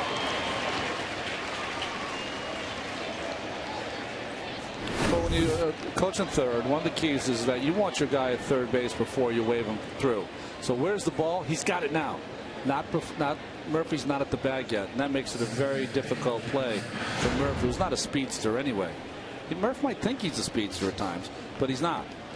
And Marte, that was quite a throw. I haven't seen a throw like that since, like, trying to think. Frenchie. Yeah, Francoeur. I only know him as Frenchie. Jeff Francoeur, guys in the 70s like Ellis Valentine and Dave Parker. That was a brilliant throw. Here's Josh Harrison, who flied to right his first time up. And he takes a slider off the plate. Jeff Karstens is up in the Pirates bullpen. By the way, here's a statistical anomaly for you. The Mets in the bottom of the 4th went 5 for 5. How does that happen? How do you go 5 for 5 in an inning? They scored 1 run on 5 hits. The first out was a sacrifice, no turning bat. Second out was a caught stealing. The third out was the out at the plate. So they had 5 official at bats, 5 hits, and scored only 1 run. That's hard to do. There's the strike, 2-1. I think I just said to put up a crooked number, you had to have 5 hits in an inning, didn't I? Well, but the converse is not necessarily true. That's 5 hits does not guarantee a crooked number. Harrison flied to right his first trip.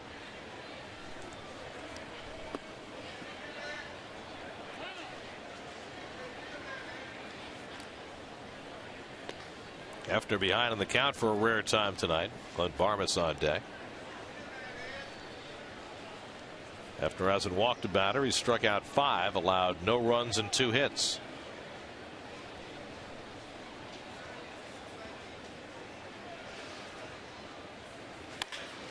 In the air to right, and Hairston has it measured. 2 out.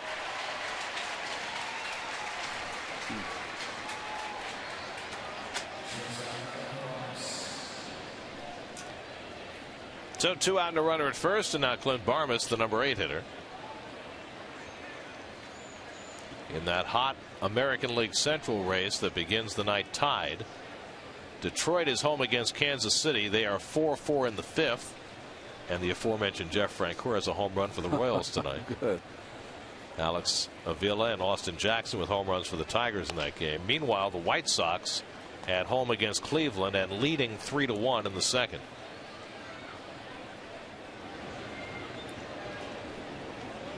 And those two teams have no games left head-to-head, the White Sox and the Tigers. Now, do you have game 163 if there is one this year? Yes, I do. I've already done 2 of them, and they are so much fun to do. Do we know who has the tiebreaker between the White Sox and the Tigers? I don't know that. Yeah, where that game would be? This year, because of the new wild card rules, if there's a tie for the division title, even if both teams are guaranteed a postseason berth, there's still a game 163 to decide the division, because winning the division is such a greater advantage than it used to be. But in that case, with Chicago and Detroit, there will be no fallback. That's right. Whoever wins that division will be in. Whoever loses will be out. It's like almost a wild card game in itself, right? And New York and Baltimore could also be in that position. Here's ball 4. Barmas is on with the first walk of the night issued by Hefner. There are those standings. Flat-footed tie atop the American League Central with 8 games left to go. A division that most people thought Detroit would run away with. And there are the scores. Boy, Oakland is so resilient, aren't they? Well, they had a huge win last night. George Gutierrez hitting a 10th inning home run to beat the Rangers, keep Oakland in that second wild card spot by 2 games over the Angels. Jeff Clement is the pinch hitter, his first appearance in this series, former big prospect with the Mariners, and he fouls back the first pitch from Hefner.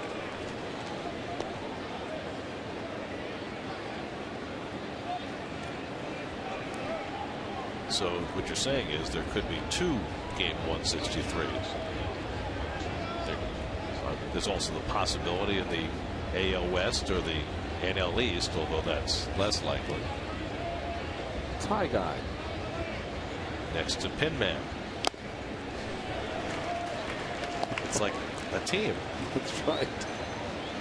That's something you'd see in San Francisco and Oakland, famous for their pins. You think those weigh him down?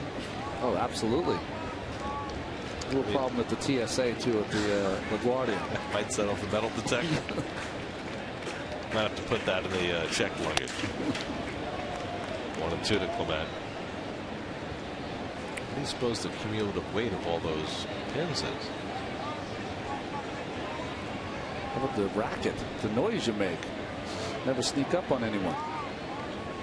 Feel like Marley's ghost. Oh, the Billy Joel pin from the concert here, right? That was the last event. Swing and a miss, and Hefner takes care of Clement. 6 strikeouts for Jeremy Hefner over 5 scoreless innings tonight. We're halfway through, 5-0 New York.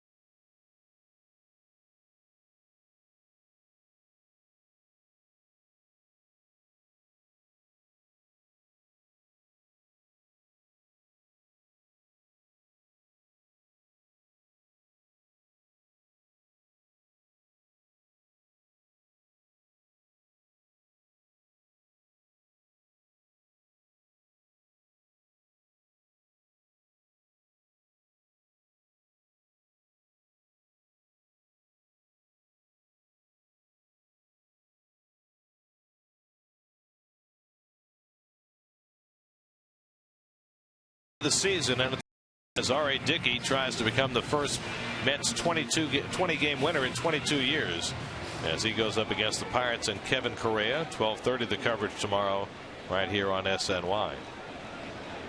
Ike Davis leads off in the home 5th inning. New pitcher Jeff Karstens for the Pirates, and he throws a curveball that misses for ball 1. We saw Karstens pitch in this series as a starting pitcher. See his 5-4 record, high ERA.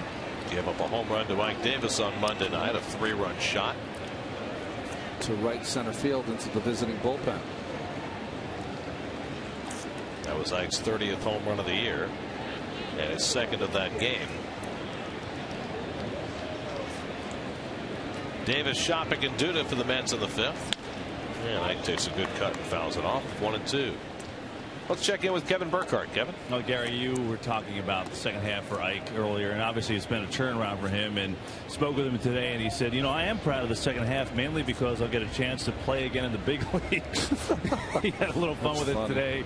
But, you know, it's really been, you could summarize a lot of ideas about what had that first couple months, why it was so bad. You know, maybe was it the layoff because he missed so much time last year? Who knows? And he won't use that as an excuse. But the one thing he did say is, you know, I do feel like I'm getting my power back, and it's strange because normally later in the year you might lose that a little bit as Ike goes down on strikes here. But even in batting practice, I just feel like my old self. I feel like the power is there. I even feel like the movement is a little more fluid. You know, it's just taking a lot more time. So Ike won't use that as an excuse, and who knows if it was the reason, guys. But he just seems like he's feeling more and more like himself anyway, and see how it carries over, hopefully, for him in the next season. Well, he had a lot to deal with coming back from the ankle injury and all the uncertainty last year, and then the Valley fever scare this spring, which, you know, none of us knows whether it's had any impact on him. There's Kelly Shopik taking a strike from Carstens. Well, in a town where you hear phrases like, if you make it here, you can make it anywhere, there's a microscope, and the microscope works both ways. And if you're having a Reggie Jackson kind of World Series game, you'll be remembered for the ages. If you're having a tough start and hitting in the 150s, that microscope also works in that way. And that's what makes it difficult to play in this town. Got to have big shoulders and kind of not read the newspapers too much. I think that's the key. You have to treat a lot of what goes on as background noise. Yeah, just noise, white noise.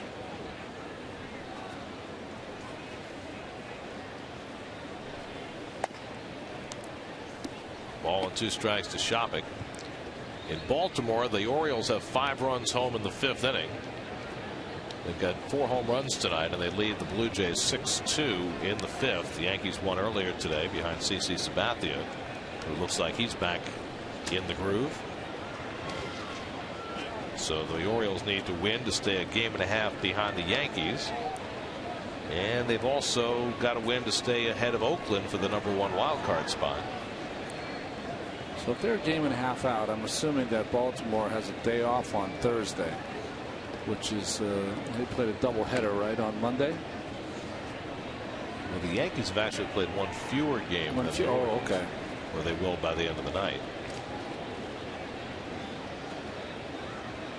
The Orioles, after tonight, will have 6 games left. As Shopik did not swing. Jerry Davis with the call. Did you hear Phil Cuzzy there? Not only pointed at Jerry Davis, but he yelled out his name, Jerry. Hear a lot this time of year. Yeah, you do.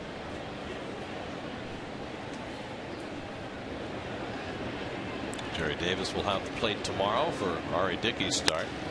And Shopik skies one to center field. McCutchen with plenty of room. Gets back to grab it for the second out.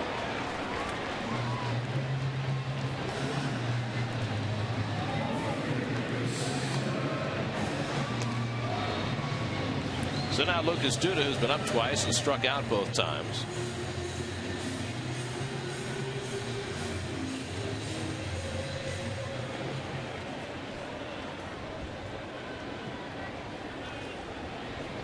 Carstens, the 3rd Pittsburgh pitcher, fires a strike to Duda.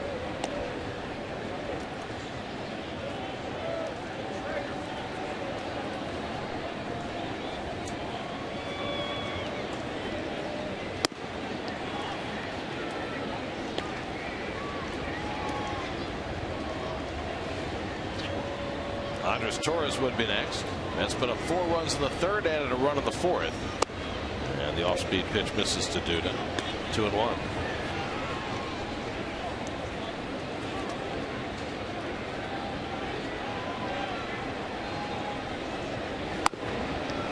Taken low. 3-1. 3 straight changeups from Carstens there. Duda not biting. Just looking at the umpire stats for Ari Dickey, Jerry Davis has never had the plate for any of Dickey's starts, which is surprising. Yep. Because Jerry's one of the veteran umpires in the league. Duda gets under one to right field, and Presley there in front of the warning track to retire the side. 1-2-3 go the Mets before Carstens. 5 in the books. 5-0 New York.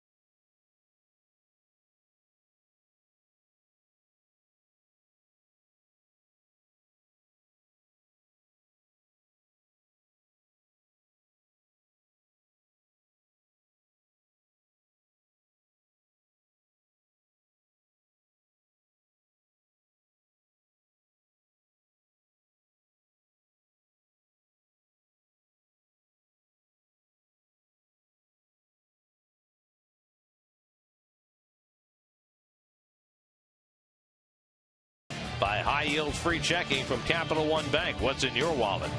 And by Scott's. Visit MLB.com/fan-guide to register for a chance to win a VIP experience for two at a 2012 World Series game presented by Scott's, the official lawn care company of Major League Baseball. Starling Marte takes a breaking ball for a strike from Jeremy Hefner as we start the 6th inning. Marte has taken a call third strike and hit a comebacker 0 for 2. And he chases a slider, and Hefner quickly ahead 0-2. It's been a banner night for Hefner. I have to give him a lot of credit. Yeah. It would be awfully easy after the thumping that he took in his last start, not retiring a single batter against the Phillies, to hang his head and have a rough night tonight, but boy, it's gone just the other way. You know, it's been an interesting year for him starting. You know, 6 of his starts of the 11 before tonight were 3 earned runs or less. The other 5 were of the other quality. So you know he's got it in him. I think part of that start, now we're not going to brush it all off because when you don't get it out, it's hard to explain that, but there were a lot of balls that weren't hit hard in that first inning. So you hope to get out at some point. Just by luck. Tonight he's given up just 2 hits, and that might be the 3rd as Torres has to play it on the hop. And so Marte has a leadoff hit. Second straight inning the Pirates have gotten the leadoff man on. Let's check in with the studio. Chris Carlin is standing by with this game break.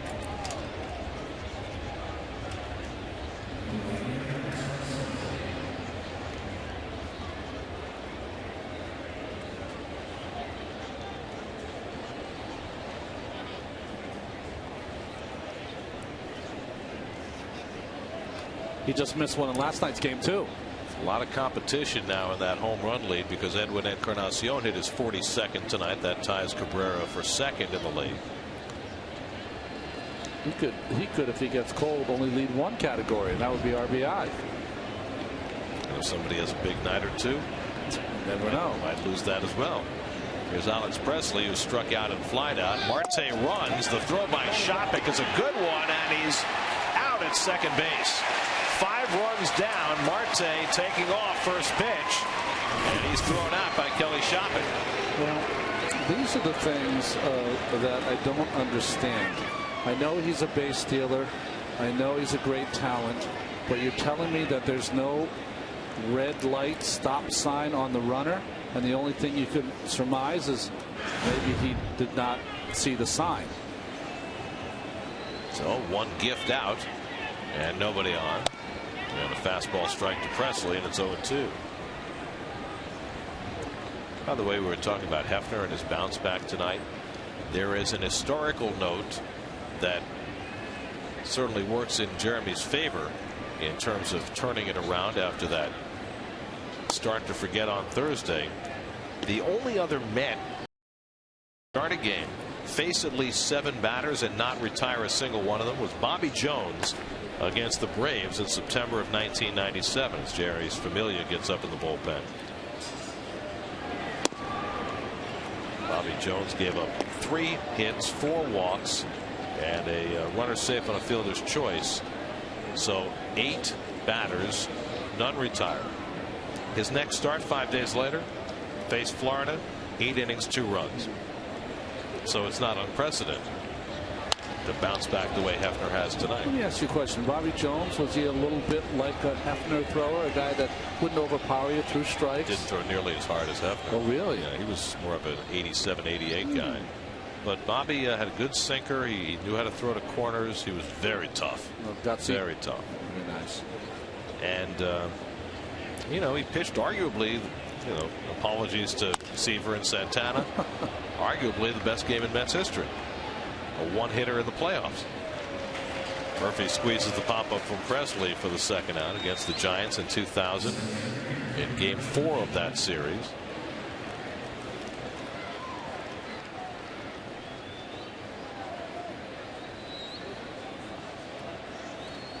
I mean, not too many guys pitch postseason 1-hit shutouts. No. I'm trying to think of some of the other games in the postseason for the Mets that were phenomenal. You know, I mean, even Kuzman's to win the '69 World Series, he gave up 2 or 3 runs, right? Hefner has handled McCutchen tonight. He's flied out and struck out. Doc had a 10-inning effort, didn't he, against the Astros at home against Nolan Ryan? That's Ryan, yeah.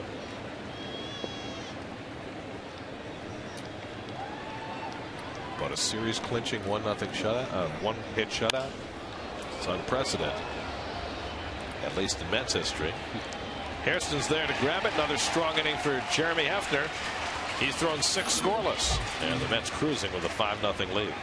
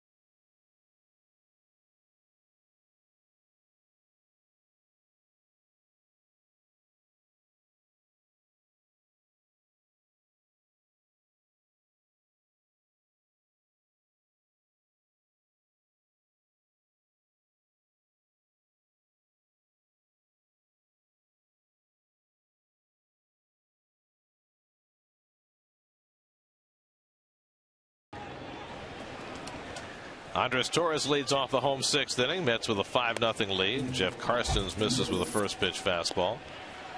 Torres had an infield hit to deep short, stole a base, and scored a run in the 4th. Mets with 5 runs and 11 hits tonight. They bunched 5 hits to score 4 runs in the 3rd. They bunched 5 hits to score 1 run in the 4th. Still marveling at that. Into right field, and Torres has his 2nd hit of the night. Takes a turn and holds on. Leadoff hit for Torres. And so Jeremy Hefner, who had to sacrifice his last time up, has a chance to lay down another one. Tomorrow is the Big Shave, and you can watch a live stream of Keith saying goodbye to his mustache on SNY.TV. It's Keith's Stash Shave for Charity, presented by Schick Hydro. Streaming live tomorrow at 11:45 a.m. only on SNY.TV. So Keith's home in Sag Harbor. He's got the big event tomorrow morning. Hefner gets another nice bunt down, and Jones makes the unassisted put out as Torres moves to 2nd. So how is he preparing for this big event, do we suppose? I think he's as nervous as James Shea Braddock was when he was facing Max Baer in the 30s. Got a full sweat working. I think he's probably enjoying a beautiful dessert right now at one of his favorite haunts. Now, I know it's for charity, and it's a very important charity to Keith's heart, because it's the clinic that's named after his mom in Cobble Hill. But do you think he's having second thoughts? Parting with his friend like this? No, he's a go for it kind of guy. I think he's ready. He's ready to shave off the gray, I think. Ruben Tejada's 3 for 3 tonight. Plus, he can't go backwards now. We've made such a crazy thing of it. I would say that it has risen to a level that none of us could have anticipated in terms of the buildup. spectacle was the word I was looking for. Line base hit, and Tejada's got his 4th hit of the night. Torres will come around to score. Ruben Tejada with his 4th 4-hit game of the season. And it's 6-0 New York. Hey, he's got a chance to hit 300 now. Yep. Well, that's what he's done all season long. Fastball away, short cut, a bat wrapped around his head, but he gets it out there in the zone quickly over the head of Harrison, and Torres scores easily. He's up to 296 now with that base hit. And he'll get at least one crack at a 5-hit game tonight. There's Daniel Murphy, and he takes a fastball for a strike. Murphy's 2 for 3. The top 4 hitters in the Mets batting order tonight, Tejada, Murphy, Wright, and Hairston, are 10 for 13. Oh. Remember we were talking about the formula the Mets had in the first half? That was part of the formula. That's right.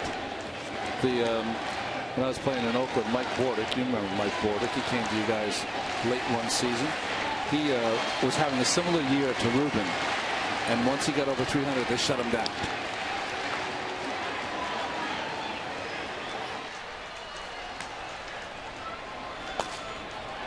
Brian Morris is the right-hander, and Justin Wilson the left-hander in the Pirates bullpen.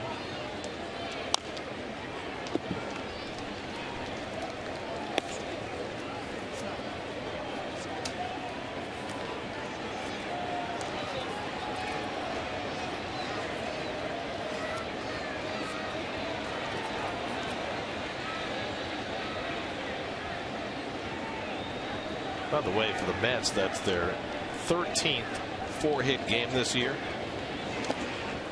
Murphy has 5 4-hit games. Tejada's got 4 4-hit games, and the rest of the team has only 4. Wow.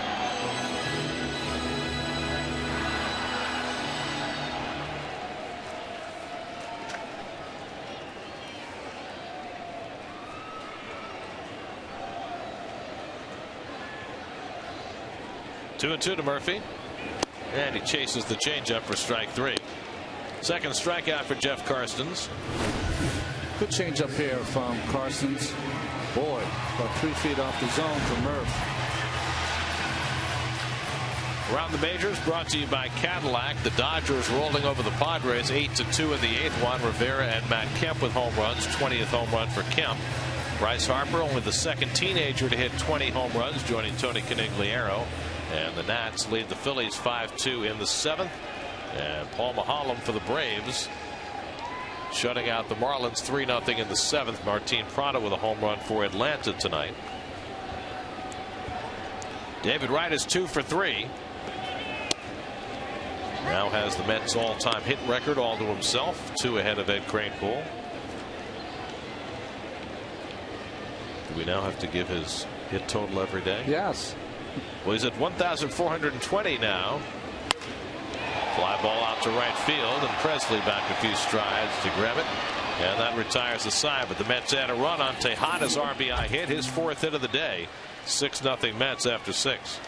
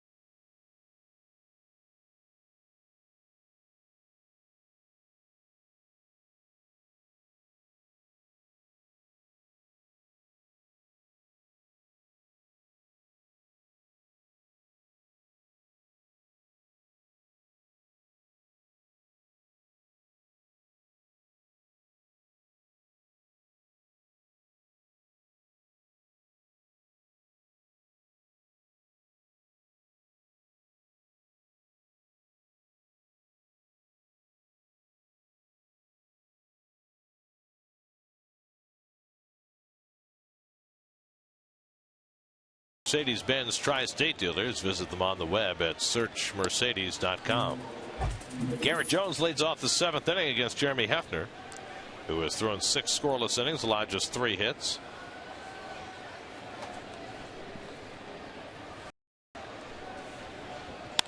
And Jones hits one in the air to left field, and Duda retreating.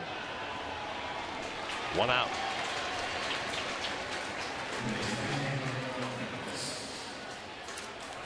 So Jones retired. Now Pedro Alvarez, who has 2 of the 3 Pirate hits tonight, both of them singles to center field. 10 outs in the air for Hefner in this game. Hefner's only had 1 outing this year in which he's gone more than 6 innings before tonight. That was against Houston August 26th. He went 8 innings, allowed a run on 5 hits, and no decision game for him. Now pitching into the 7th tonight.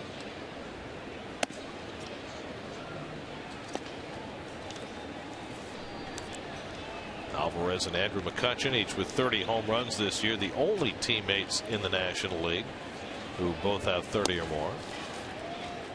It's probably because Votto missed all that time. Still in all. That's right. You got to be there. Steve Forbert said, "You cannot win if you do not play." That's right. One of my favorites, Stephen Forbert. He'd always play at Yale once or twice a year. AT&T trivia question: which as hits leaders played at least half their games at third base? Oh, that's a good one. Wow. I got 1 off the top of my head. Now I got 2 off the top of my head.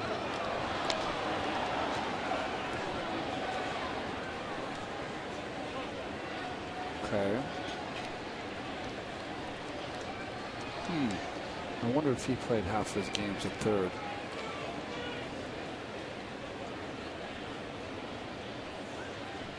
I'm just thinking of that team we were just talking about. Well, you know Kansas City, right? Yes, of course. And Philadelphia? Philadelphia. Or not? I don't know if he has the. He has the home run mark. Home run mark. He ended up hitting like 538, something like that. I'd like to know those numbers. I don't know why.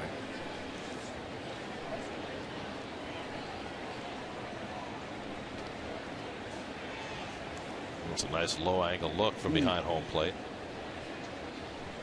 2-2 to Alvarez. On the inside corner, strike 3 called. Beautiful paint job by Jeremy Hefner. He matches his career high with his 7th strikeout. He hasn't thrown him inside all game long, and that ball stayed true right on the inside corner. Well, Jerry's Familia up again in the Mets bullpen, but Hefner not pitching like he needs a whole lot of help. About to throw his 100th pitch of the night. Mike McHenry's been up twice, popped up to Murphy at second base both times.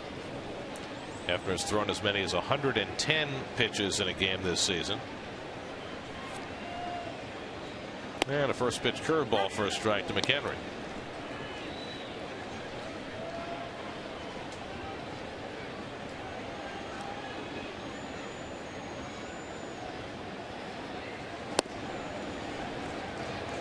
He's been masterful tonight, hasn't he, with all 4 of his pitches? You know, he has a real arm slot deal.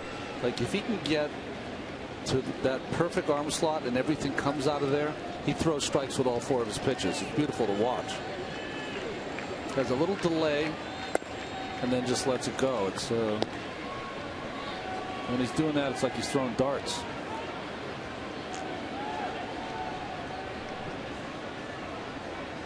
One-two to McHenry. Drive toward the gap in right center, but over goes Hairston on the warning track to make the catch to retire the side. 1-2-3 for Hefner in the 7th. He's got 7 scoreless and a 6-0 lead.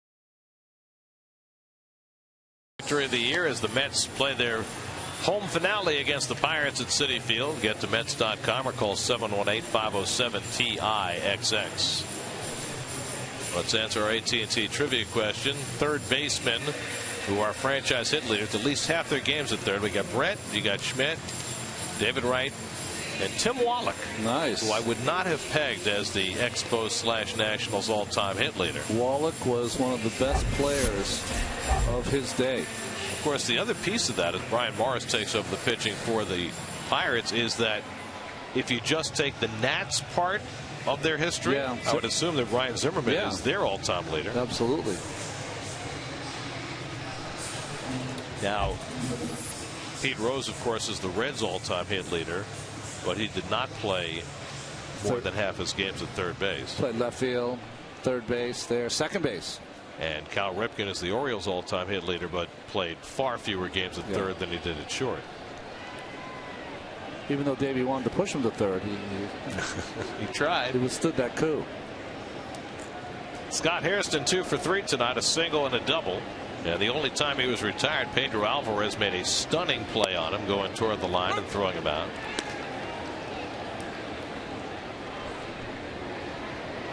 Brian Morris making just his 4th appearance for the Pirates. First-round draft pick back in '06 by the Dodgers out of Woodbury, Indiana.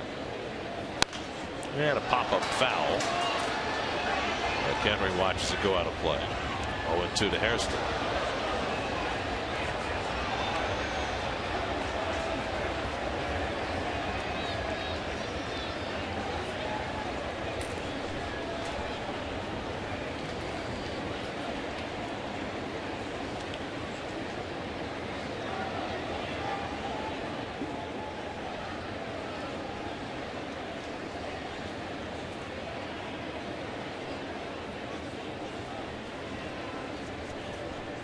Now the 0-2. It's taken off the plate. Ball and 2 strikes.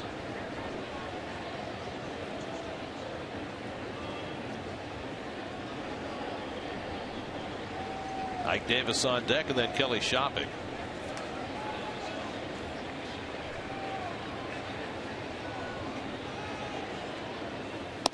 Strike 3 called. Hairston caught looking, 1 out. So Morris fans the first man to face him. And now Ike Davis has gone 0 for 2 in a walk tonight.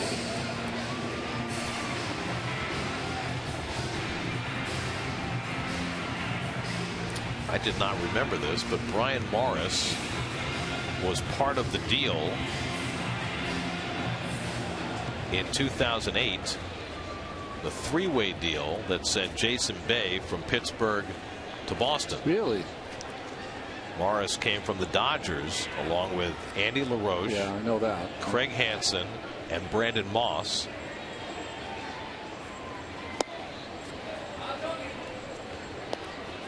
Hansen and Moss came over from Boston, right? They came, right. Yeah, okay.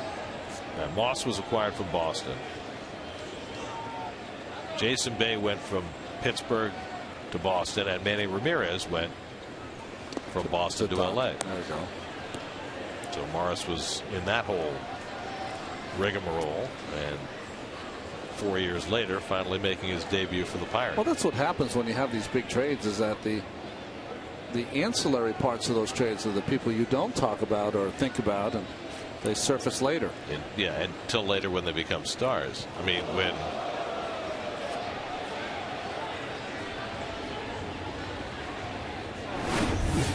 this pitch is close to Roy. Well, the catcher wanted it up.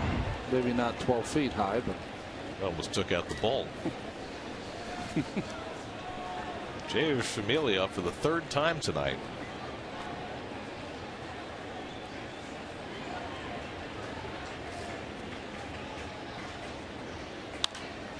I mean, when the Yankees got Ken Phelps, really knew who Jay Buhner was. That's right.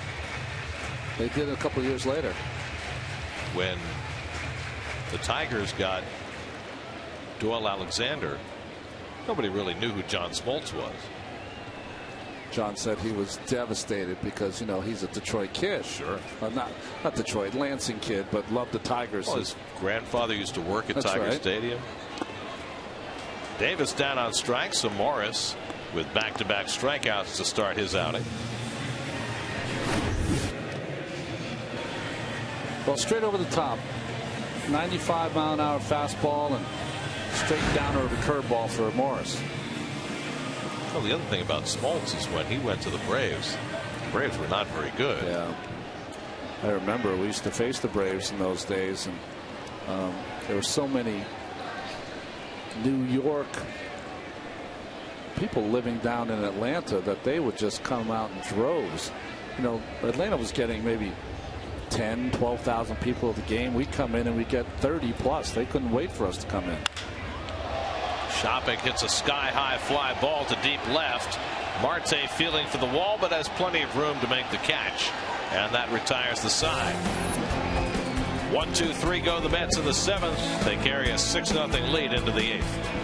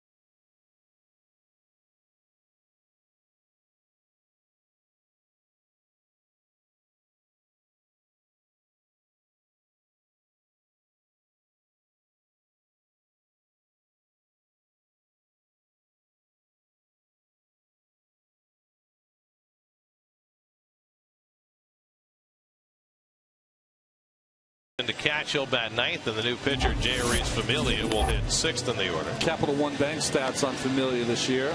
Forget about the ERA. 2 base on balls is nice. You just want to see him as much as possible before the end of the season coming out of that bullpen. And it's been interesting the way the Mets have used him. 2 nights ago, he was brought in to get the final out in the 7th. They held him over, brought him back for the 8th.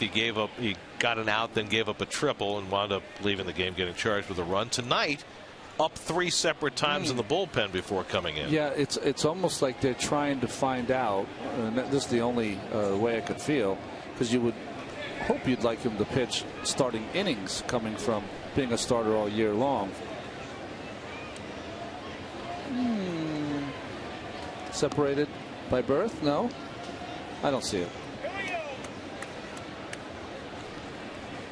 Maybe they're trying to work him and see how many different scenarios they can toss at him and see how he responds. I don't know. Well, Jeremy Hefner certainly acquitted himself well tonight. Chad Qualls up in the Pittsburgh bullpen. Hefner went 7, allowed no runs and 3 hits, a walk and 7 strikeouts. You couldn't have a bigger turnaround from his last start when he did not retire a batter and was charged with 7 runs. It was Bobby Jones, like you said. Even better. Yeah. Harrison's been up twice, flied out to right both times, and he gets tied up inside. By the way, we were talking about the Doyle Alexander for John Smoltz trade last inning.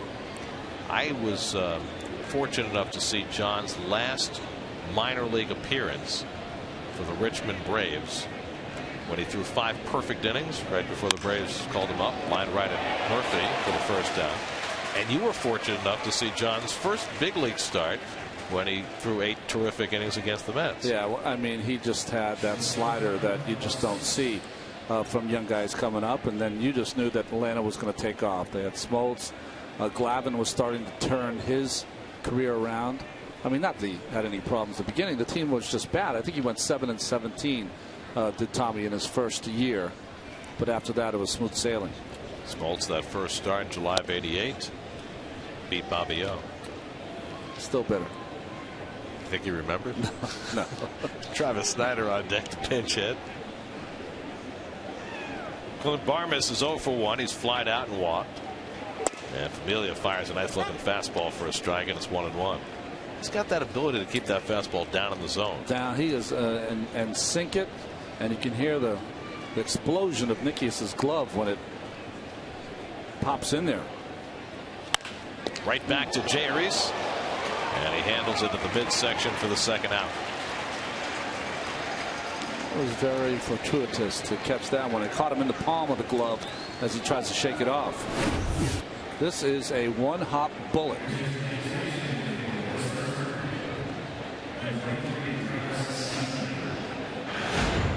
Gets in pretty good position to field, though, doesn't he? It's good. Yeah. Houston leading St. Louis 2-0. Jose Altuve homered in that game for the Astros against Chris Carpenter. That gives everybody else hope in that National League wild card race, but not all that much hope. Texas trying to creep back into that game also.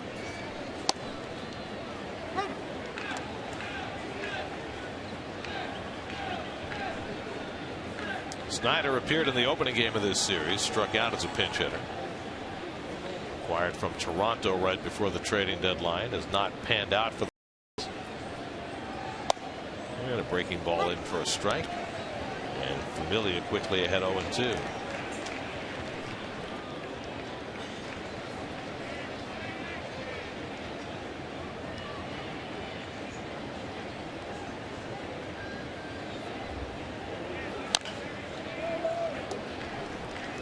In Chicago, the Indians just tied up the White Sox 3-3 in the top of the 4th. Meanwhile, Detroit tied 4-4 with Kansas City in the bottom of the 8th. There's some scoreboard watching going on. And a race baseball. Chicago and Detroit tied for the lead in that AL Central. 0-2 from Familia. It got him looking with the fastball. A very impressive inning for Jay Reese Familia as he sets the Pirates down 1-2-3, sending us to the bottom of the 8th, 6-0 New York.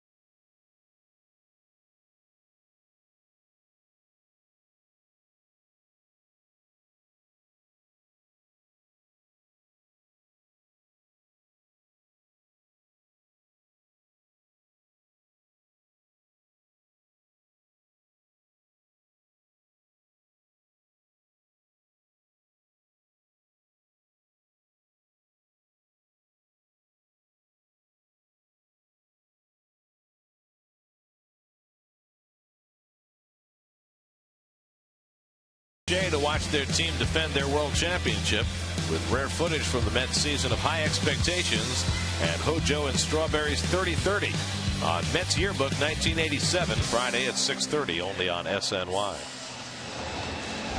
Chad Qualls with his third team this year on to pitch for the Pirates. Maybe I can watch that Yearbook in '87. I'll be the first time I've watched myself break my thumb. I've never seen that, so maybe they'll have it on there. If it's in the video, you don't really want to see that, do you? I'd love to see it now. I don't want to see it then. I bet. Lucas Duda, Andres Torres, and Mike Nickius up for the Mets. And if anybody gets on, Ruben Tejada will get a chance for a 5-hit game. No Met has had a 5-hit game at Citi Field since it opened. 3 opposing players have had 5-hit games, but no Mets.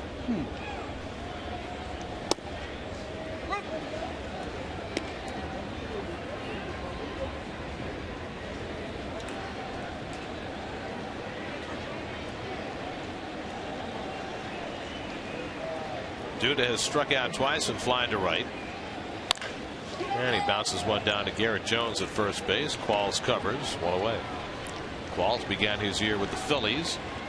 35 games with them. Went to the Yankees. 8 games with them. Went to the Pirates. 15 games with them. And as he's made each stop, his ERA has gone up. 4.6 with the Phillies, 6.1 with the Yankees, 7.3 with the Pirates. Now Andres Torres, who's 2 for 3 tonight. He's singled twice, stolen a base, and scored 2 runs.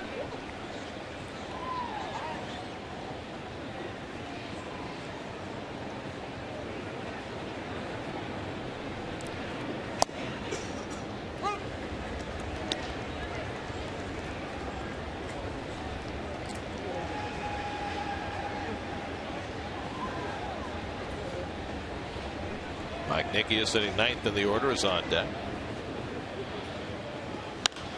By the way, the 3 visiting players who've had 5 hits in a game at Citi Field. The Tigers have taken the lead over the Royals. Juan Pierre last week. Ian Desmond and Brett Gardner. Brett Gardner, wow.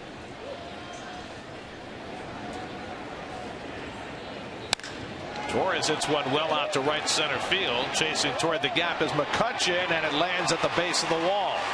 Torres to second. He'll pull in there with a 1-out double.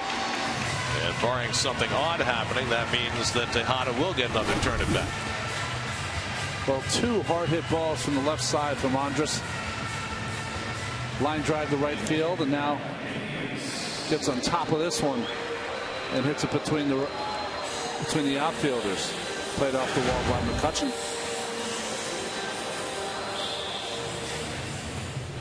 So the Mets have their 14th hit. 3rd of the night for Torres, and now Mike Nickius up for the first time. Came in on the double switch with Familia in the last inning. Nobody throwing in the Mets bullpen, so it looks like Familia is going to get a chance to finish this game. And Nickius takes a fastball inside. Mets are a little shorthanded in their bullpen, which is odd in September, but Frank Francisco looks like he's going to be shut down for the year. Terry Collins said today there's a 70% chance of that.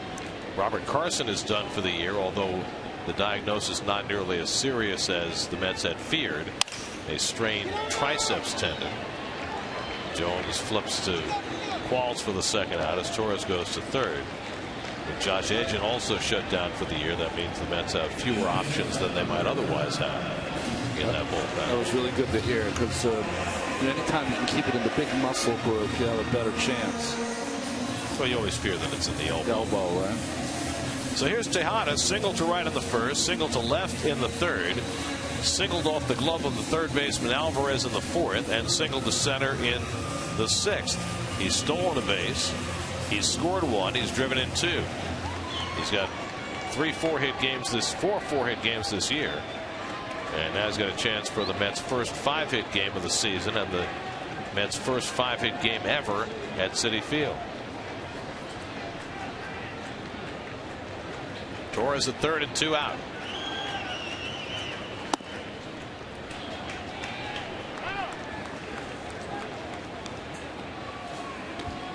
Mets have had 35 hit games in their history and 1 6-hit game. 6 hits by Edgardo Alfonso. That's right. Best offensive game a Met has ever had. That was in the Astrodome in 1999. He went 6 for 6, scored 6, hit 3 home runs, and drove in 5. That was a night. It was a 17-1 win. Little tapper, tough play from Barmes as he charges, and he gets Tejada by a stride, denying him that elusive 5th hit. A double and 1 left. We go to the 9th, 6-0 New York.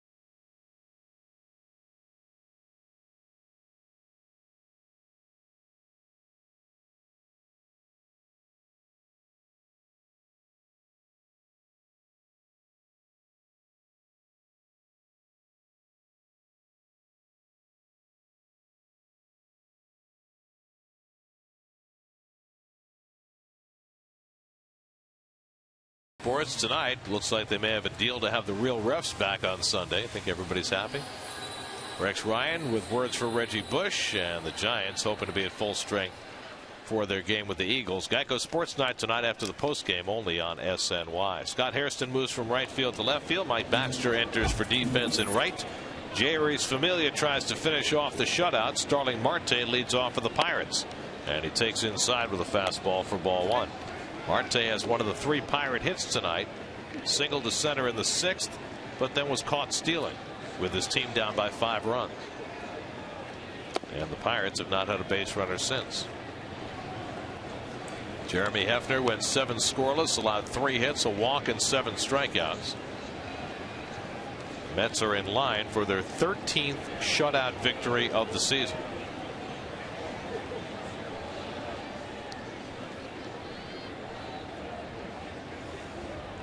Familia behind 2-0 on Marte, and he leans it back. I'm surprised that Familia's back out here. Lack of control here on the first 2 pitches.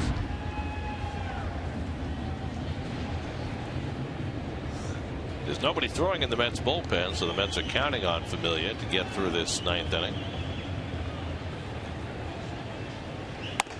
And Marte takes high for ball 4, so after Familia handled his 3 batters in the 8th, he walks the leadoff hitter in the 9th.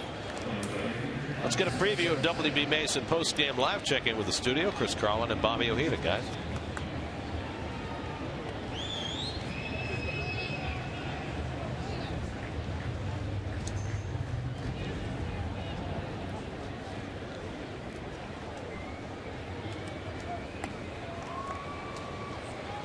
And we will. Alex Presley comes up for the Pirates with Marte on base and nobody out. Presley's gone 0 for 3 tonight. Struck out, flied out, popped up. And Familia's missed with his first 5 pitches here in the 9th inning. The Mets have had 12 shutouts this year. All of them started by either Dickey, Santana, or Nice. So this would change that formula if the Mets can finish the shutout tonight. But Familia not making it easy. He's missed with his first 6 pitches, and David Wright runs him from third base, and Dan Worthen runs out of the dugout, and they'll all try to provide some counsel for Jeurys Familia, who has come out having trouble throwing strikes in his second inning. Well, and that'll get the bullpen stirring. Again, and I said this last time, so it's not like I'm saying anything new. He came in the last time, got a big out, or got his out to end that inning, and then they brought him out and gave up another run. He talked about it, giving up a triple. He pitched a beautiful 8th inning, and just from my perspective, Gary, you always want to give these young pitchers, Acosta gets up in the bullpen, a real positive. Go home with an incredible positive. I went through that lineup 1, 2, 3 in the 8th, and then you build up like baby steps to more important, highly leveraged situations, maybe more outs than 3. Now behind 2-0 on Presley, fires in his first strike of the inning. And you say it shouldn't be a problem. You know, he's a starter in the minor leagues. Yeah, but he got up 3 times tonight. That's a whole different animal. See, that's the other piece, is that here's a guy who's very new to relieving, and it's that getting up and down that really is part of the learning process, and you don't want to push that too hard too fast. Double play ball, though, right to Murphy. Tejada with the turn for the 4-6-3 double play. And just like that, the Pirates are down to their final out. Well, this has gotten better and better all season long. Tejada flying across that bag and avoiding Harrison. Well, sorry, Starling Marte.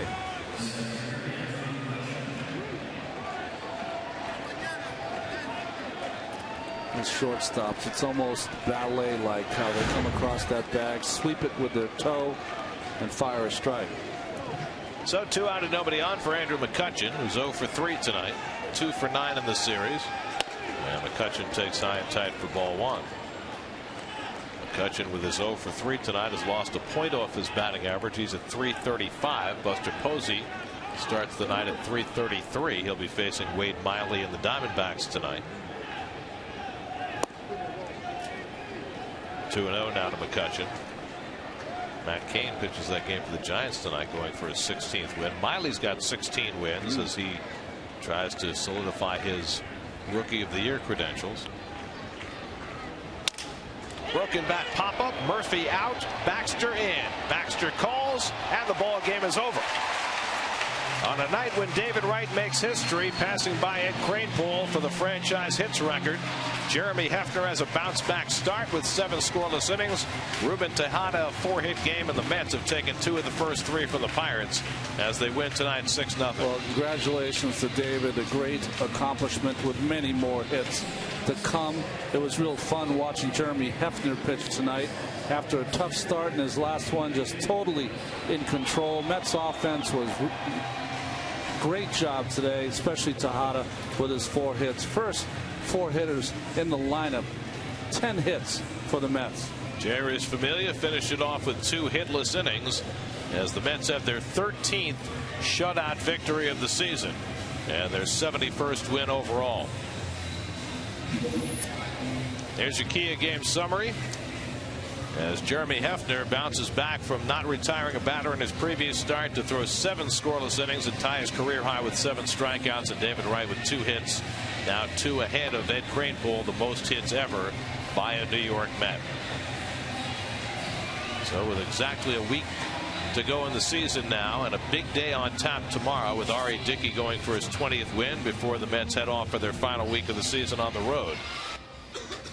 Mets get themselves an impressive victory that really calls to mind a lot of their victories from the first half of the season. Just outstanding. 2 out hits, 2 strike hits, clutch hitting. Had an inning where they had 5 hits, only scored a run. Just finishing up this homestand, Gary, in a very, very positive way after a tough year at home all season long. Mets are now 5-4 on this homestand, having won 5 of their last 6. and they'll try and finish it off on a positive note tomorrow, and even more positive if R.A. Dickey can get his 20th victory. Waiting for Kevin Burkhardt to corral David Wright. They'll be with him in just a moment to talk about his history-making night here at Citi Field. Let's go down to Kevin. All right, Gary, thanks very much. Well, congratulations. I mean, this is quite the accomplishment for you. I know you've been low-key on this, but what does this mean to be the all-time hits leader in this organization's history, Dave? Very proud. I'm excited I could do it here at home in front of the fans. That was important to me. And, you know, just humbling. I got a chance to talk to Ed before the game today, and, you know, he was very excited for me, and just to be able to shake his hand and say a few words to him meant a lot to me. And like I said, the biggest thing doing it here at home, very important, because these guys have had my back from day one, and I really appreciate that. What did Ed say to you? I know he's a big fan of yours. What did he say to you today about going forward and putting your name in the record books #1?